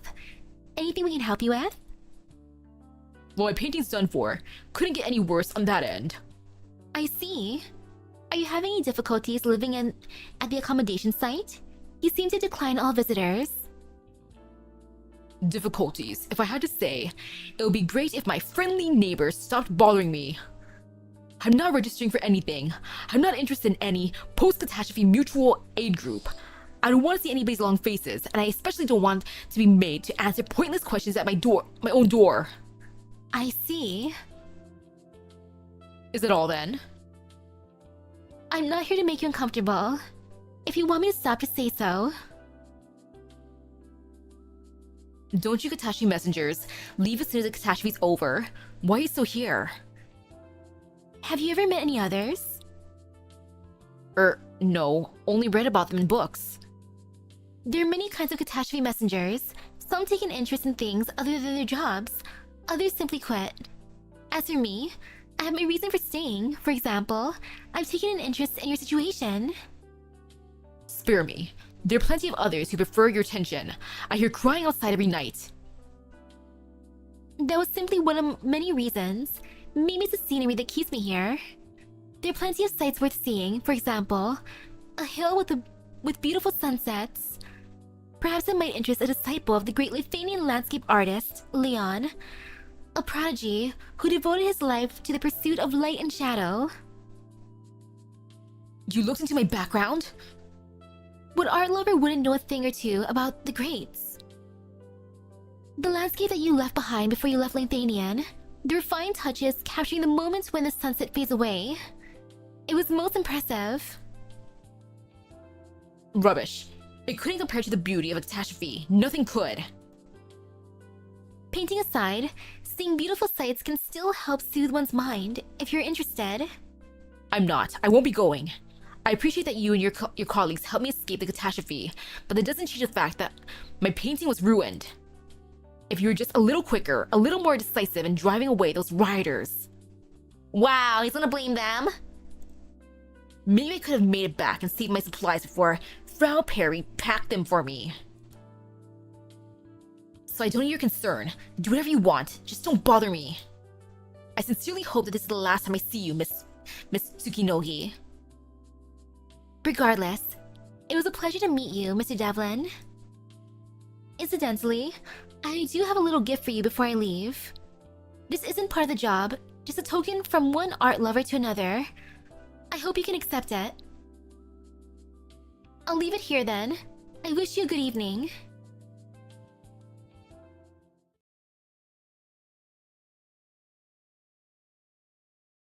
I wonder what she left him. There is no color on the blank canvas, only shadows. He gazes at their swaying edges. There, light and shadow break apart like the void. He lashes out, knocking over the easel. I can't paint. Damn it, I can't paint! The catastrophe's magnificent, beautiful song of light and shadow, the ensemble of colors, it will never come again. What is there to paint if I can't even pick up my brush? Her gift. Art supplies, paint, clearly meant as compensation. How did she even know that I use this brand of paint? I never mentioned it in interviews. Did she deduce it from the paintings? Nothing of value though. I shouldn't have expected much. Freaking guy! It's like my paints were ruined. Oh, she gave me my exact paints as a present? Meh. A Higashi needs wood print. It's a landscape. I've never seen this technique before. The lines are highly expressive. The colors are bold, almost sacrilegious. But the effect is interesting. There's something to be said about this method. Ooh! Thank you for the tier 1 sub. Thank you, Surrounded. It's getting late. There's been less crying at night lately. Is the woman who left me the print still here? I'm busy, hold on! I'm coming, stop knocking! This guy. Oh, you're welcome. I believe I said I wasn't going to your relocation festival. Good evening, Mr. Devlin. We meet again. You... Feeling any better? Your complexion seems brighter. I take it you've been sleeping well. Why did you come here? I told you. Now, it won't do to dig up a lady's shame, would it? You said you were busy. Have you been painting? Just trying out a new technique. That's good to hear. I don't have any questions for you today. Instead, I brought you something here. Flowers? Yes, I picked them up from the hill that I mentioned at around dusk. They still carry the dew on them. Ordinary flowers, bland colors, and refined forms. There's no beauty here. They're worthless. Mr. Devlin, I want to punch you, sir. She brought you flowers. She gave you paints. She gave you a painting. She brought you flowers now, and you're just like, meh, trash. Freaking guy. He doesn't know how lucky he is. Oh, I didn't bring them for you to admire. What? I would like to ask you that you paint a still life of them. And why would I ever paint something so mundane? Did you enjoy those Higashi niece prints? I grew up in Higashi. When I went into town with my family, I often saw artists lined up before the great manors, presenting their proudest works to the master of their house. I had the chance to see many fine paintings and learned a thing or two about art appreciation. I picked a few to bring with me when I left Higashi, but admiring art by oneself can be so dull. All the better if they could help someone else in need. Hello, hello. Don't you agree? Give me the flowers. I'll paint them. Yeah, I imagine that the messengers would get paid a lot, since it is a dangerous job. Now what? Since I'm the one commissioning, perhaps I should lay them out myself. It's messy inside. And it's cold outside. Would you rather keep chatting here? Come in.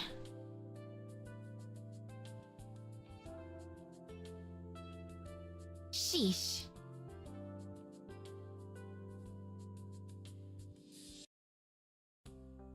Well, you certainly weren't exaggerating when you said it was messy. I don't see any room for the flowers. They handed out a lot of useless supplies. I didn't want to waste time cleaning up when it's just a temporary place anyway. That won't do. A comfortable environment helps one feel at ease, which is crucial for painting. Let me help you clean up for the sake of the painting. There's no need for that. Where should I start? Hey, What's all this over here? don't touch that. I'll do it myself. 20 minutes later. Just put the stack on the sketch paper over there. See? That wasn't so bad, was it? This place is finally fit for habitation. What a bother. Oh. The facing of the canvas, the height of the easel, and the position of the flowers. I caught a glimpse of your room when I went in with you that day. It was very tidy. I restored it from memory. You didn't take the still life of the flowers hanging on the wall, so I put these where it was. Do you feel uncomfortable with anything? No. It looks just like before the catastrophe. This is what I saw when I turned on the lights after coming back from practice every night. Sometimes I could smell Frau Perry making her soup downstairs. I never had any, but it feels warm and fuzzy. I hope it makes you comfortable. But I never saw these sketches in your room. I gave them to Frau Perry to dispose of. I didn't expect her to pack them into the suitcase. Ha, that's how my supplies got ruined. All to save these worthless sketches. May I have a look? Sue yourself, just practice sketches, barely above scrap paper. There's some beautiful landscapes here. Hills, cliffs, meadows. And the setting sun at dusk.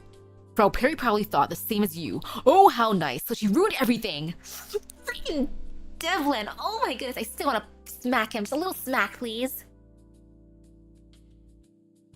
Frau Perry, how did you put up with this guy? Not at all. The depiction of the sunset in these sketches far surpasses the painting that you left at the academy. Worthless. You've seen many catastrophes, haven't you? Yes. Then you understand that all the sunsets, all the event tides, all the sights of the world are nothing in comparison to one. I developed techniques never before seen in Lithuanian, combining colors in beautiful and novel ways, perfectly capturing light and shadow in the moment. But they rejected it. They said it wasn't elegant enough, wasn't detailed enough. Those were the pretexts they used to block me from exhibitions. I thought I wasn't good enough, so I did everything I could to hone my skills. I didn't care about the critics. All I cared about was her Leon's approval. Do you know what he said when I finally showed him the finished sunset I was so proud of? He said, "Your paintings don't move me anymore."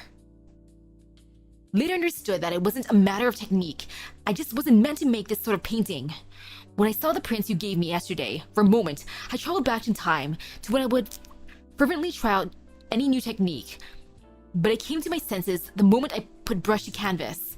I couldn't do it. I couldn't paint such mundane scenery no matter how much I changed, because it's not what I live for. I have the technique. All I need is a more suitable subject, something stunning, to create a true masterpiece. Then they'll understand. A sunset? Pah! The day I picked up the paintbrush, I was destined to travel this path, to dedicate my life to painting the most magnificent sight in the world. A catastrophe. I see. I appreciate all that you've done. I'll be leaving once I finish your commission. Chasing the next catastrophe? Yes. If you don't want them anymore, do you mind if I take these sketches? If it pleases you, personally, I'd rather see them all burnt. I'll take my leave then.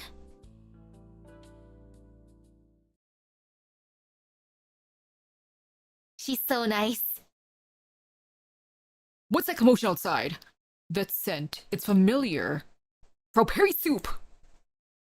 Is he finally gonna eat her soup? Mr. I love the smell of her soup, but I never ate any. You're up. Her Devlin. What do you do? It's the Relocation Festival. Tsukinogi's post-catastrophe mutual aid group organized it. It's a day that everyone can relax. And your drawings have given the festival such an artistic bent. Drawings. My drawings? He looks up to see threads swaying in the air. An innumerable number of threads linking the many sheds together. From them hang numerous sketches fluttering in the wind. His sketches. I've told you so many times that your drawings are beautiful, and people should see them, but you would never have any of it. I'm not sure how she convinced you, but it's wonderful that everyone gets to see them now. No, take them down. This is trash, not art. Sir, you gave them to her. She can do whatever she wants with it. Why? I like your drawings. You don't know the first thing about art. If they see them, they'll know just how inept they are. Now, I may not know so much about art, but I love your drawings from the bottom of my heart. Frau Perry, you can do so much better than him. Besides, art isn't just for certain people. What? Seeing your drawings reminds me of home, the one we lost to the catastrophe. I still feel sad, of course, but your drawings are so beautiful. They make me think, if we work hard to get our lives back in order, and find the time to travel around once we settle down, maybe we could see this kind of sights we see in those drawings. That's impossible. Look around if you don't believe me. Did you see that one on the popular grove? I wish we could walk through a grove like that, sit down and have a picnic. We'll find a place like that when we settle down, I promise. The Friday looks so red, Dad. I'm hungry. That's not an egg. It's the sun rising in the morning forest mist. It's beautiful. The sun. I love the sun. Everyone loves your drawings. It's been awful lately. But with having to abandon our homes and all, everyone's having a hard time. Tsukinogi helped a lot, of course. She even fixed my pot. It's all thanks to her that everyone's feeling so much better. She planned this festival for us too. I don't know how to thank her. She also said I should apologize to you. I'm so sorry about spilling your paints when I packed your things. I've been thinking about how to make it up to you. Say, would you like to try some of my soup? Hello. Tsukinogi, have you seen her? Frau Perry? She said that if you asked, I should point you to that little hill to the south of the accommodation site. Oh, hold on, that wasn't all. What? She also said she's not there right now. She said you know when to find her there, and not to forget your art supplies. I see. You know, I think I would like a bowl of soup, please. Freaking Devlin doesn't deserve her soup. Make it a large one.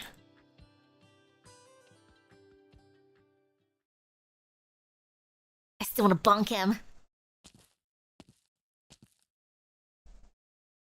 I see I was right about the time. It's good to see, Mr. Devlin. As I said, there's a wonderful view here. The great golden orb sinks toward the horizon in the distance. It is like the heart of the day, beating futilely to keep the last light alive. With every pulse, it sends out brilliance beyond reckoning, even as the horizon eats away at it. Yeah, such a great guy. Totally great, wonderful. Perry, Frau Perry, oh my goodness, girl. He's so lucky. But night is inexorable, inevitable. It's beautiful, isn't it?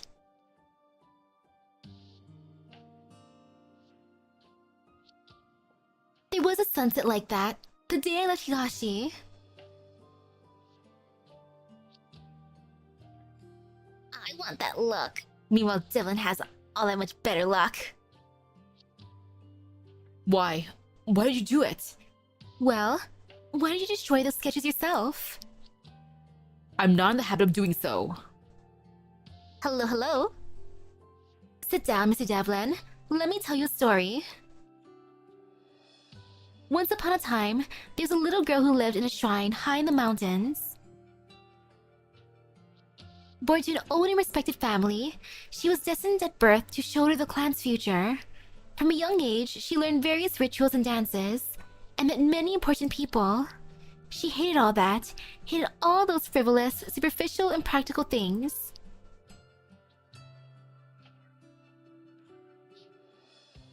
And so, when she grew up, she left home to become a catastrophe messenger. She used her abilities to help many people escape catastrophe, but grew estranged from her family.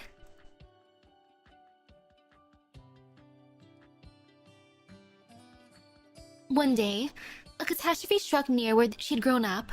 She managed to evacuate most of the nearby residents, but her family would not leave and refused to listen to her. That was when she realized that she didn't know how to talk to them. Strange, isn't it? She could convince powerful people in high places, but when it came to her own family, there was nothing she could do except watch the tragedy occur. A sad story. Some people dash towards their dreams, never stopping to look around them. The sunset is not a catastrophe, but neither is one superior to the other. The beauty of the sight lies in whether or not the traveler notices it. Stop to look around you once in a while. Don't miss the here and now. I remember now. I was just a child who loved to draw back then. I would go to the best location in the tavern to sketch a sunset every day at dusk, the feathers dropping from the foul base, returning late, the long shadows cast by people in the twilight. The workers loved to watch me draw over a drink, laughing at the sunset looked like a fried egg. I said I would draw it even better. I never threw away those sketches. They were put up in the tavern's walls, and the customers would drop a few coins to take home, the ones they liked. I was happy back then. Then one day, Leon stood behind me as I drew, and he said, "My boy, your drawing has moved my heart." So that's what it was. But can I still draw like that? With eyes that gaze too long upon catastrophes, hands that cannot pick up a paintbrush. Don't forget that you still owe me a painting. Let's make it now. Oh. You can paint me dancing. Her slender form dances in the fading light, whirling with eventide. Brush touches canvas, capturing the instant in eternity. Oh, and he's so lucky he gets to draw her dancing.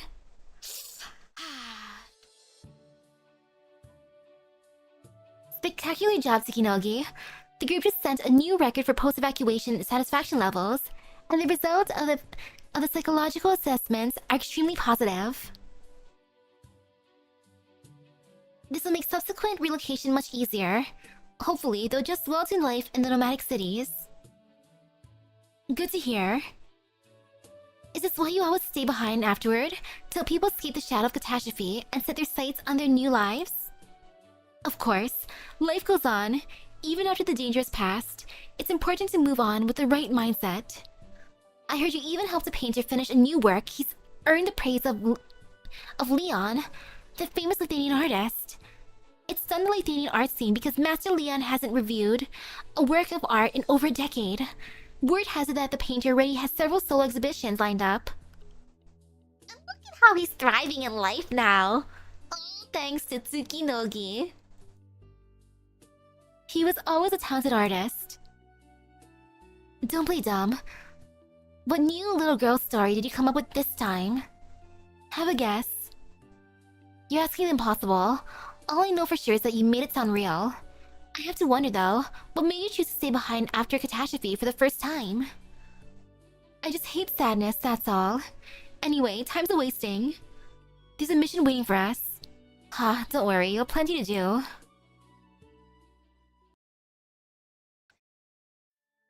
Tsukinogi, come visit me!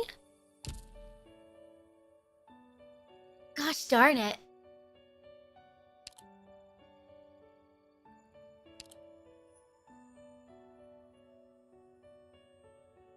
Like, I wanted to bonk him so badly.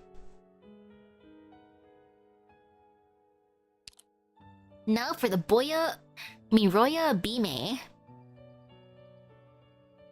I like how you can see the little deer there. The mist has not yet lifted from the mountains, still the hazy circle of the moon climbs to the sky.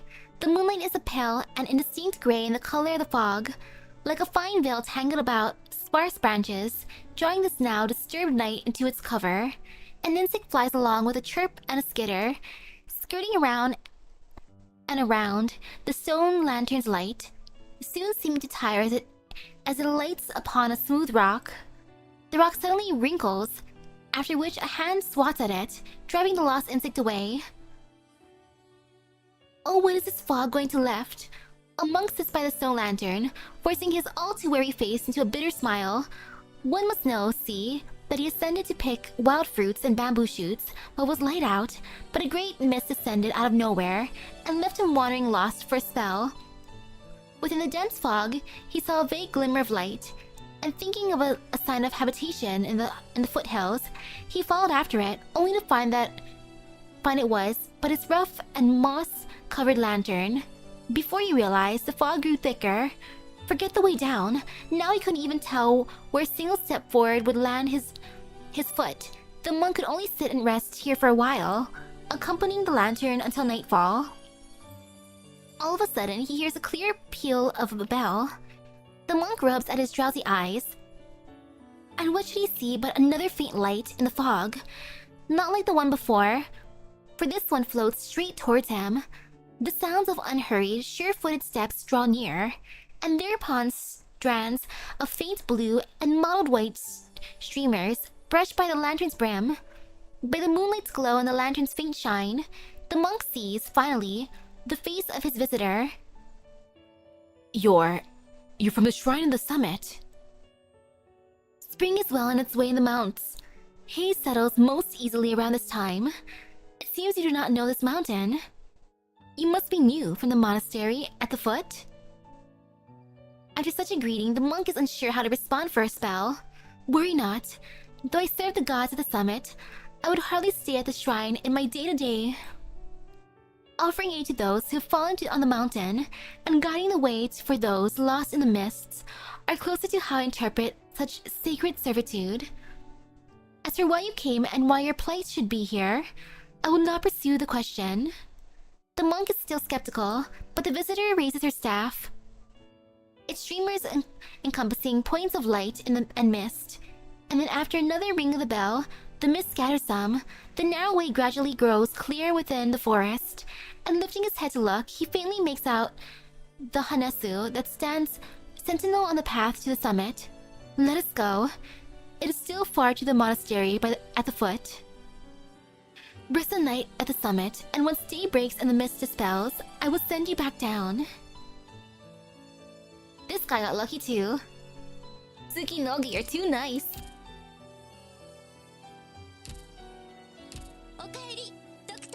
Okay, for tonight, so far Tsukinogi wins. But I'm still excited for Saga.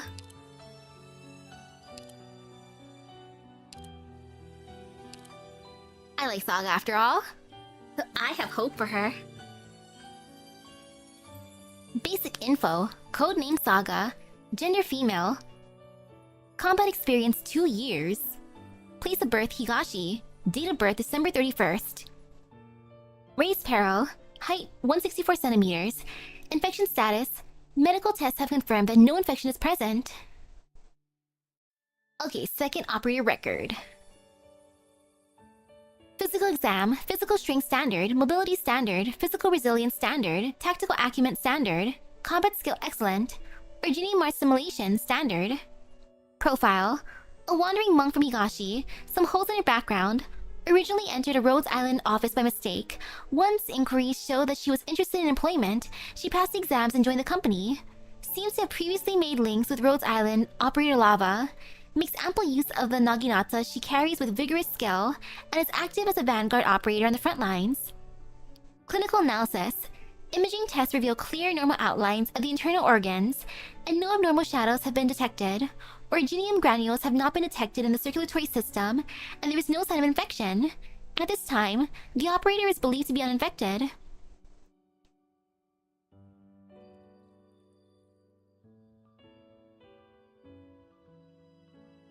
At least looking through part of it's fine. Oh gosh. Playing pachinko? I'm ready. Or at least this part. Still Originium assimilation 0%. Operator Saga shows no signs of Originium infection.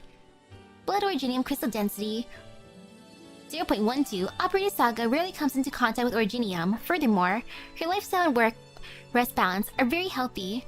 We hope to hear other operators can learn from her. And we hope a few other operators can learn from her. Okay, and now to go through her...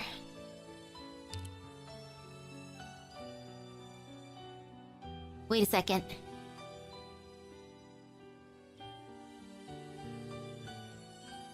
Is it perhaps not empty? Oh gosh. I am semi-ready for the event. Semi. I feel some fear. So does this mean her record appears later on? Her second one? Because right now there's only perhaps not empty. It's being a tease. It'd be hiding.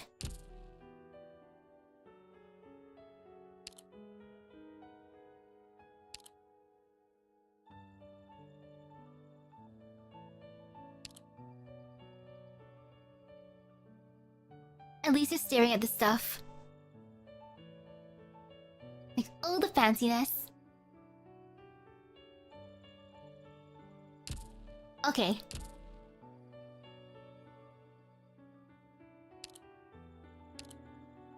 To your record then. So perhaps not empty. What is awake may not be awake, and what is empty may not be empty. To finish Saga off from last time.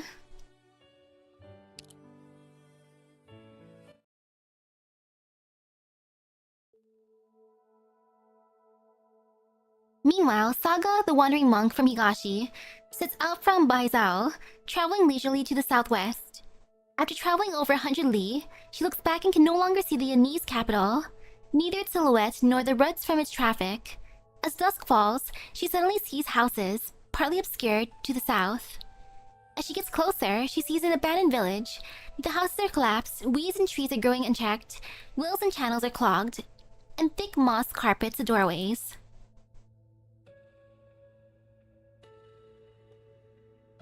This house still looks intact, and it even has a little garden. Though the village is now abandoned, look how carefully the roads and houses are laid out. It must have been a prosperous settlement once. I wonder how it was ruined. Catastrophe? Navigated off course? An issue with the Chidao? Something else? The spring's breeze is gentle and chilly. The cold light from the twin moon streams through the old window, casting grid-like shadows before Saga's feet. They overlap with the blurrier shadows of nearby trees, blending into the mottled pattern of light and shade. Saga leans beneath the window, reflecting on the turning seasons and the impermanence of human affairs. Absent-mindedly, she reaches out to touch a shadow, and just as her fingertips meet the ground, she hears a strange sound. The shadow under her fingers seems to shake along with her. Oh? I was so occupied with looking at the house that I forgot to eat. The people of Baizao really know how to honor their food. There's so many varieties of dried provisions, and I purchased almost each one of them. Which should I taste first? Even the plainest seasoned instant food smells delicious, and there's also coarse multi-grain meal, vacuum-packed tofu wraps, and self-heating mixed mushroom rice. I want the mushroom rice. That sounds good. Saga mutters to herself as she listens intently to the sounds outside the wall. She stays pinned against the wall under the window as she quietly strafes toward the door. Just as she's about to step outside, her movements are interrupted by 2 knocks. Sorry for disturbing you. No disturbance at all. The doors and windows here are nothing but frames. Since thou art willing to talk with this humble servant of Buddha, please show yourself, or please show thyself. The footsteps on the other side of the wall pause for a moment. Then a hand grips the door frame. The wrist bathed in moonlight, as white as snow, a youthful feline girl steps in.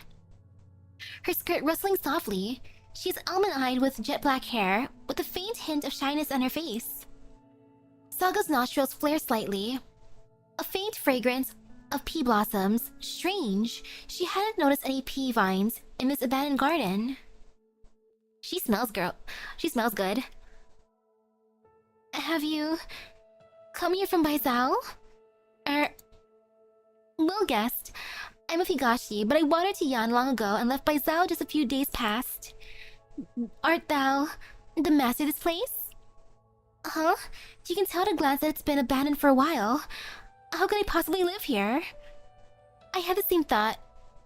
Is there not typically some kind of diversion that turns rubble into grand halls, dewdrops into fine dishes, and the sound of wind into music? Diversion? Wait a minute. Who do you take me for? I'm the daughter of a respectable family. I'm just passing through and staying here for the night, same as you. Did she run away from home? Ah, thou hast come from Shangshu. Lost thy way on the road to Baizao. This is what bringest thou to spend the night in this place? Good guess. My family's name is Yuan, and we've always lived at the foot of Zuanjiang Peak. You may call me Xiaoyu. I'm indeed on my way to the capital. I'm going to the Tianqi Bureau to find a Tianqi who has been kind to my family. Ah, they'll seek us the capital to pay a debt of gratitude? Pay a debt of gratitude? I wouldn't go that far, it's just that my family is wealthy, so they were targeted by bandits. One of the Tianqis happened to be passing through and saved my family's lives. My father and mother are both people who value gratitude, and they appreciate the Tianqi's kindness. Since it was New Year's, they sent a letter along with some local specialties to convey their thanks. But they received no reply. They don't know if the package got lost in the mail or not. My parents are getting on edge. My parents are getting on an age. I didn't want them to worry about this, so I decided to go to Baizao and thank the Tianqi in person. Aw, never mind, not running away from home necessarily. I never imagined that as I neared Baizao, I wouldn't even be able to see the city. I see. Baizao is on the march this month. I suspect thou ventured to the wrong stop. I made the same mistake myself on the road to Jiangxi. On the march?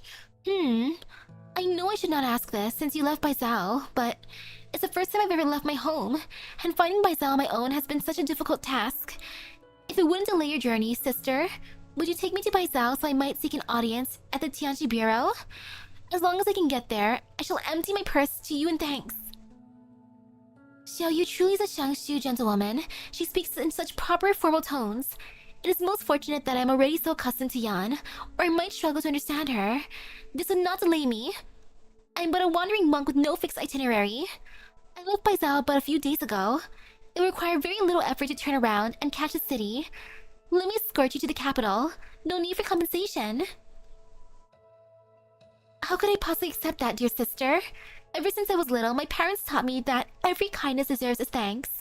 If you hadn't agreed to take me along with you, I'd be lost in the wilderness, my very life at risk. I simply have to repay great kindness like that. Is there anything you're particularly fond of, sister? Is there anything you might need on your travels? No, I've everything You keep refusing my offer, sister. Is it because you don't believe I'm sincere in expressing my gratitude? Perish a thought. It is a simple fact that I've always lived on my own, in humble poverty, with all that I've been giving. With all that I have being all that I need. Why do I feel that this Xiaoyu girl is a bit strange? Are you saying, sister, that you still don't believe me? You think I'm some kind of poltergeist from the mountains? Why dost thou speak such things? I would never. I certainly... Then, sister, you must think I'm overthinking. Well, upon our arrival at Baizao, thou mayst offer me a proper vegetarian meal. So you're a foodie after all. I just heard you talking about dried provisions. Is it because I heard thine stomach rumbling? It is because I heard thine stomach rumbling. You heard that? And you're telling me you heard it? Yeah. Why don't you speak, sister? I'm in fear of once again speaking wrongly. Sorry, that's my fault. Ever since I was little, I've had this habit of talking back. Even the neighbor girl used to scold me for it. Once she got so flustered she almost threw away my... What was it again? I'm rambling too much. In any case, I'm sorry, sister. Ayo. Xiaoyu. Wouldst thou enjoy some dry provisions with me? Yum.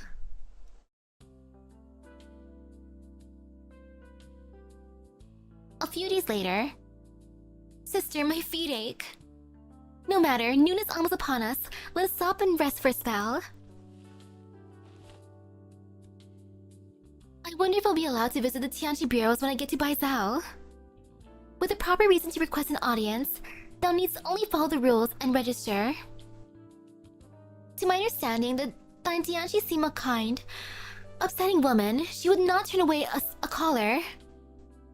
Yes, it's just that I'm worried it might be hard to even get a word to her, or that my trivial requests won't even be passed along at all. If only it's skills like yours, sister. After these days traveling together, I've realized you're not only kind-hearted, but also highly skilled in the martial arts. Truly impressive. The martial arts are for self-defense alone. There are many challenges in our world they cannot solve. A woman like you, Sister Monk, with such martial skill, can of course say that. But for us ordinary folk, we just hope for a bit more strength so we're better prepared for challenges when they arise. If I hadn't been so young, if I had skills of my own, I would have needed the Tianchi's kindness just to keep my family safe. So Xiaoyu's family was attacked by bandits when she was a child? Thine words, Xiaoyu, have given me an idea. If thou harborest such admiration for the Tianchi skills, why not challenge the examination of the Tianchi bureaus? Shouldst thou master her arts, thou couldst protect more than just thy family. Me? How could I ever? Excuse my poor manners. What I meant to say was, I will consider your advice, dear sister. Say, our kettle of water is empty. Since we're already taking a break, why don't we boil some water before continuing on? Sister, could I trouble you to light the fire? I'm ashamed to admit that I always fear fire. So, though I know it's crucial to people who travel across the wilderness, as for me, I'll go get some water. I remember we passed the creek just now. Xiaoyu, didst thou not speak of foot pain? Yes, I did, sister. May I rub your ears for a moment? When I was small and went on outings with my brother, I get tired and cry, and he let me touch his ears. It was soothing. I feared that would be somewhat...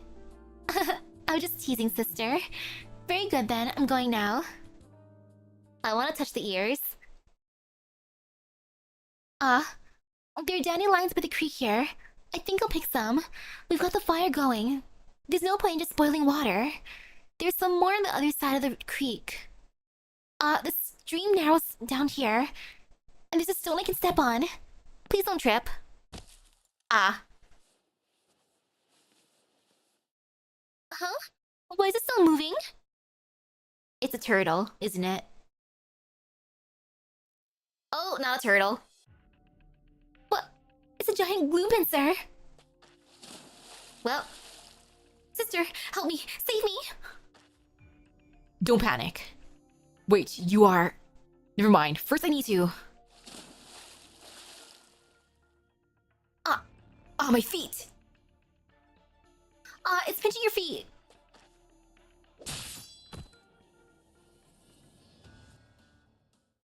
Saga to the rescue. Thank you for saving me. It was nothing. But young man, why didst thou drag the gloom pincer's carcass with you? Huh? We can get the claw and belly meat out while it's still fresh. Otherwise, it'll just go to waste. Ha ha! What? This giant gloom pincer is edible? Of course it is. Sorry, I haven't introduced myself. My family name is Lee. I'm studying agriculture in the Tianchi bureaus. This gloom pincer may be big, but it's the same internal composition as any other gloom pincer. If we can extract meat from the small ones, then this one is no different. Weren't you already boiling water? I only came over because I saw the smoke from your fire. I never expected to find this young lady in danger. A Tianchi? Tianji Li, my apologies for not greeting you more properly. I'm called Saga. I hail from Higashi. Today, I travel across Yan. My name is Yuan Yu. I'm from Shangshu. I got lost on my way to the capital, but luckily, the sister was there to guide me. Oh. Tianji Li, are you also on your way to Baizhou? Are you perhaps on your way back to the Tianji bureaus? Ah, that's right. I left the capital to acquire some special strain samples, and now I'm on my way back. If you're also going to Baizhou, then shall we go together? Xiaoyu, thou art blessed with luck. The matter of thy concern, perhaps Tianji Li may assist? Hello, hello. What is it? Oh, it's nothing. Just a minor issue. I'll tell you about it once you reach Baizhou. Tianji Li, the strain samples you just mentioned, are they your wondrous devices by any chance? Ever since I was little, I've read stories about the hundreds of different devices that Tianji uses, or the Tianji's use, but I've never seen one with my own eyes. Haha, I wouldn't call them wondrous devices. I've been at the Tianji bureaus for all these years, and I've never seen any strain cultured this flawlessly. Let me show you. Oh, I was just being curious about the devices. I apologize for being uncouth. A rare occurrence to see Xiaoyu so brash. No trouble, but I really don't have any wondrous devices here. Only this thing. Look, it's quite good. This would appear to be a moldy orange? Yes, look at this mold. Look how well it's growing. It's beautiful. Oh, okay, bro. This thing will rescue my schoolbrother's thesis. Sure. Okay. Well, what a beautiful moldy orange. Xiaoyu. What hast thou? Is it perhaps Tianji Li's bag? I wasn't trying to steal his money. I just wanted to borrow something for a little bit. I had every intention of returning it. The thing thou seekest to borrow, Xiaoyu, might it be an entry pass to the Tianji bureaus? I pondered why thou toldest not Tianji Li the purpose of thy journey, as thou fearest thy message may not reach the Tianji you seek. Would it not have been best to ask him to help find her? Moldy orange arms from Gun Final Stage, yes.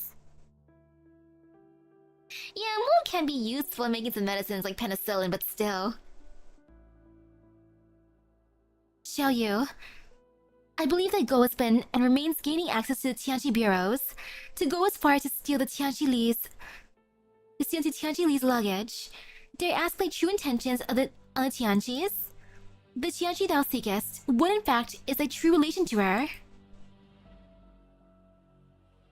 If you're asking these questions, then you already know the answer. Do you really need to ask? Only a few things in this world would lead one to take such risk to one's life. If not the repayment of a debt of kindness, then thou seekest revenge. Saga reaches out her hand and touches Xiaoyu's forehead. Be careful, little one. I know you have a kind heart, sister, and will surely try to stop me, but the Tianji killed my entire family. This is all I live for now, to make my enemy pay with her life, so my family can rest in peace. Xiaoyu, the laws of Yan are strict indeed. If it be true that the Tianji did harm, why not report it to the 3 organs of justice? The legal system will surely grant thee justice. Why risk thine own life? But I don't even know her name. How would I even report the case? Besides, officials hold power, commoners do not. All those storybooks are full of unsolved cases. Without the help of some extraordinary hero or some honest magistrate, how could I ever win a case against a Tianji? I'm just a girl on my own. The murder of an entire family is a major case. The 3 organs of justice would never turn a blind eye to something so grave, even without the killer's name. So long as there's evidence, even a Tianji will face justice. Hello, hello? But I don't have any evidence. Then how dost thou know a Tianji did it? I remember her. I remember what she looked like. And the blood flowed beneath my knees. I woke under a huge pile of rubble. My house was ruined and empty. I couldn't even find my family's corpses. All this happened after I met her. Who else other than Tianchi could have done it? If she didn't kill my family, who did? Don't know it's not the Tianchi's name, then. When didst thou meet her? As a child, or as an adult? Didst thou find her in the ruins, or in thy home? I think it was... I just knew it was her. I knew it. Didst thou witness her killing thy kin? I was looking for her, and I saw lots of dead people, and I was the only one left. Xiao Yu, I recall thine words, that there was nary a corpse to be found. Their corpses, no. Xiao Yu, be not alarmed. It was not my place to go. It was not my place to so interrogate thee. Such a traumatizing experience has an effect on the memory. 'Tis natural. How many were in my family? Was it 11? Or 500? That is a big difference, girl! Like, it could have been 11 people, or maybe 500. I can't just remember. I just can't remember. ... is right.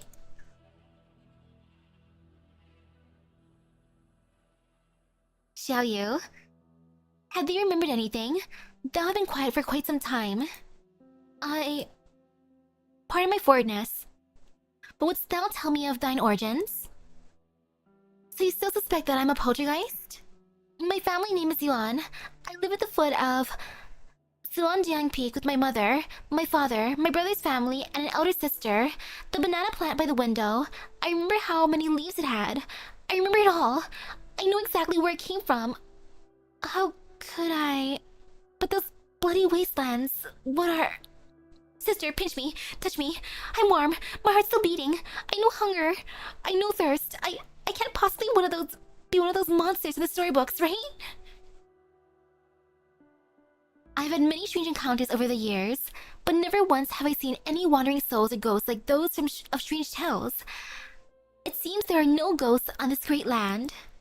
Xiao Yu, thou sayest thy memory is clear. What exactly dost thou remember? I remember, it was like I got separated from my family. I chased after them, but all I found was a bloody mess. I remember I was born at the foot of Zhonjiang Peak. My family loved me.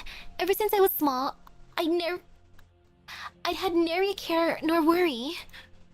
I love to listen to stories. I often play with the girl who lived next door. She used to wear her hair in twin buns. On the 5th of May, when she turned 9, I gave her a 5-colored hair ribbon. There's something I treasure dearly. I kept it by the west window, on the desk, beside my dressing mirror. It was...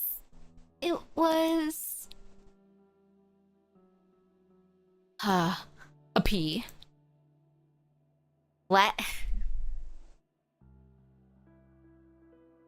Lee lets on the other side. He takes a yellow talisman and puts it to Xiao Yu's chest.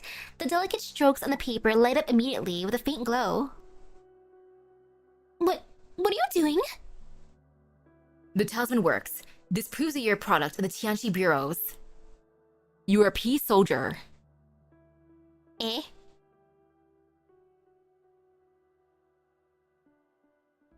A faint fragrance of pea blossoms.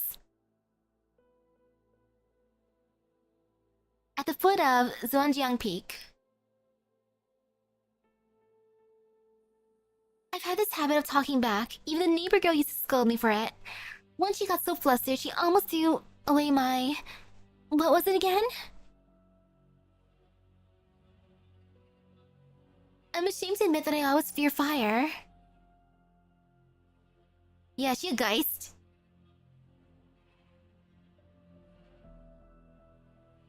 I felt at unease at her story, but... A pea soldier? This is the Tianchi's Legion of Scattered Peas technique. During particularly busy times at the Agricultural Bureau, they'll sometimes conjure a squad of pea soldiers to help out. But come to think of it, the pea soldiers usually all look the same. They don't have consciousness or memory, and they aren't active for very long. They definitely wouldn't think they have families or personal histories. And ooh, I smell food. I wonder if that means Uncle's finally over. I'll find out after this. It smells like someone's frying something, maybe fried wonton. Or maybe pork chops. Something with meat and fried. The talisman confirms she's a P soldier. That's not a doubt, but for her to look like this and carry such mixed-up memories, something strange must have happened to her. Mixed-up memories? Indeed, her memories are most muddled. However, I believed it was merely owed to the trauma she has. I got up early today and heard most of your conversations. You two were making quite a lot of noise. Sure, it was Nonge Tianchi's use pea soldiers for chores, but the technique's name is Legion of the Scattered Peas. That tells you it was what it was really meant for. Warfare. I heard Xiaoyu mention getting separated from her family. I think she got separated from the rest of the pea soldiers when the Tianchi summoned them and had to run to catch up with them. The bloody mess she mentioned, I think it was the battlefield she was summoned to. Perhaps she arrived late and saw only the post-battle carnage, and all the blood scared her back into pea form. Typically, the arts were off after a few days and the pea soldiers returned to dust. But I have no idea how you ended up in the hands of that Yuan girl. Maybe someone cleaning up the battlefield picked you up and gave you to her? I don't know how the girl kept you, but somehow a lingering trace of the arts remained in the pea, affecting your consciousness. You kept saying how you loved to listen to her stories. I bet the Yuan girl loved to read storybooks, and she read to you every day, right? I love the thought of a girl, like a little girl, picking up a pea and deciding to take it home and reading stories to it. How sweet. I'll guess you want to go to the capital because that's what everyone does when they run into trouble in the storybooks, yeah? No, it's probably because Xiaoyu married her neighbor. He passed the imperial examination, and she went to the capital with him. I just forgotten that part. Oh ho, that actually makes sense. You're quite the storyteller. Your memories might be scattered, but you still managed to weave all the bits into a narrative. Marriage? Then why? Why do I look like Xiaoyu now? Aren't pea soldiers supposed to be without memories or consciousness? What surprises me more that even though you had already reverted to pea, under the care of Xiaoyu, you managed to transform into her form. How? And you managed to live this long, with such strong consciousness. If I hadn't confirmed that you were a Tianchi product with the talisman, just judging by your looks and your behavior, I had thought you were... forget it. I'd rather not say. Zhonjiang Peak, if I recall correctly, last time I encountered Dusk and Mr. Lee at Rhodes Island, they mentioned this exactly place. At any rate, I'm afraid you're mistaking yourself for the Yuan Yu girl and mixed up a bunch of memories into one strange singular narrative. You thought you were going to the capital on a mission of vengeance. So I really wasn't. How could that be? This grievance can never be avenged? That's a good thing, isn't it? Tianchi Li, I have one more question to ask thee. Given Xiaoyu's true origins, how will the Tianchi bureaus choose to deal with her?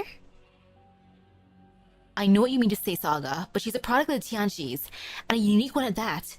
We cannot let her roam freely. Tianchi Li, may I make one more request? What else could you ask? That whole story of yours, I explained to you what it all really is. It never happened. You just stitched it together yourself. I don't mean to impose, I just want to ask. Before we go to the Tianchi bureaus, can I visit someone first? I may have made this all up. I may have made all this up, but I wasn't born from nothing. You said that if it hadn't been for that girl raising me, I would have been reduced to dust on a bloody battlefield, right? I'm standing right here, alive and well, so at least that part is true. But I haven't even spoke to her once. If you go meet her as you are now, that wouldn't be very good, would it? Do you really have to insist on this? I can cover myself up. I won't tell her what I am. I'll just say thank you. Every kindness deserves a thanks. Yeah, at least let her say thank you to the girl who saved her as a P. Tianji Li, as the saying goes, men are not grass and trees.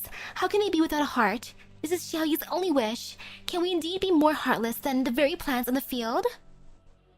I urge thee to grant her her request.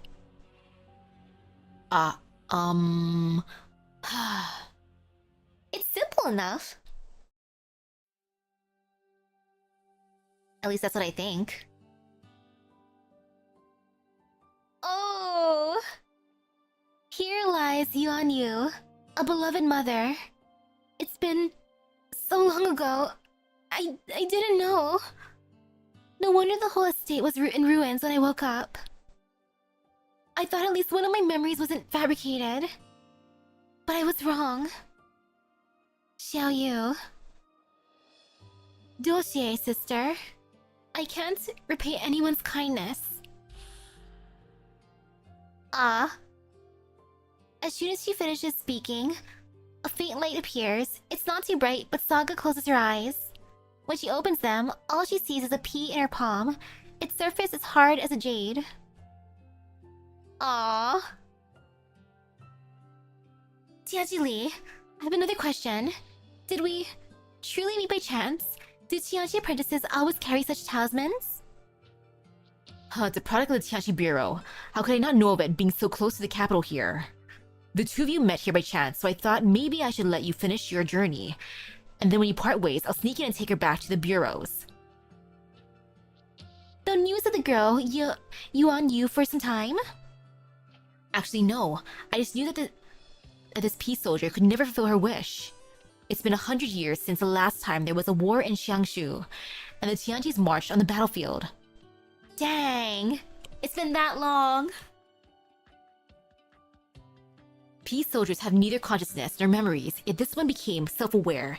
With her own struggle, her own adventure, she trudged all the way from Xiangshu to Baizhou, enduring so many hardships, only to find that it was all nothing. What was the point?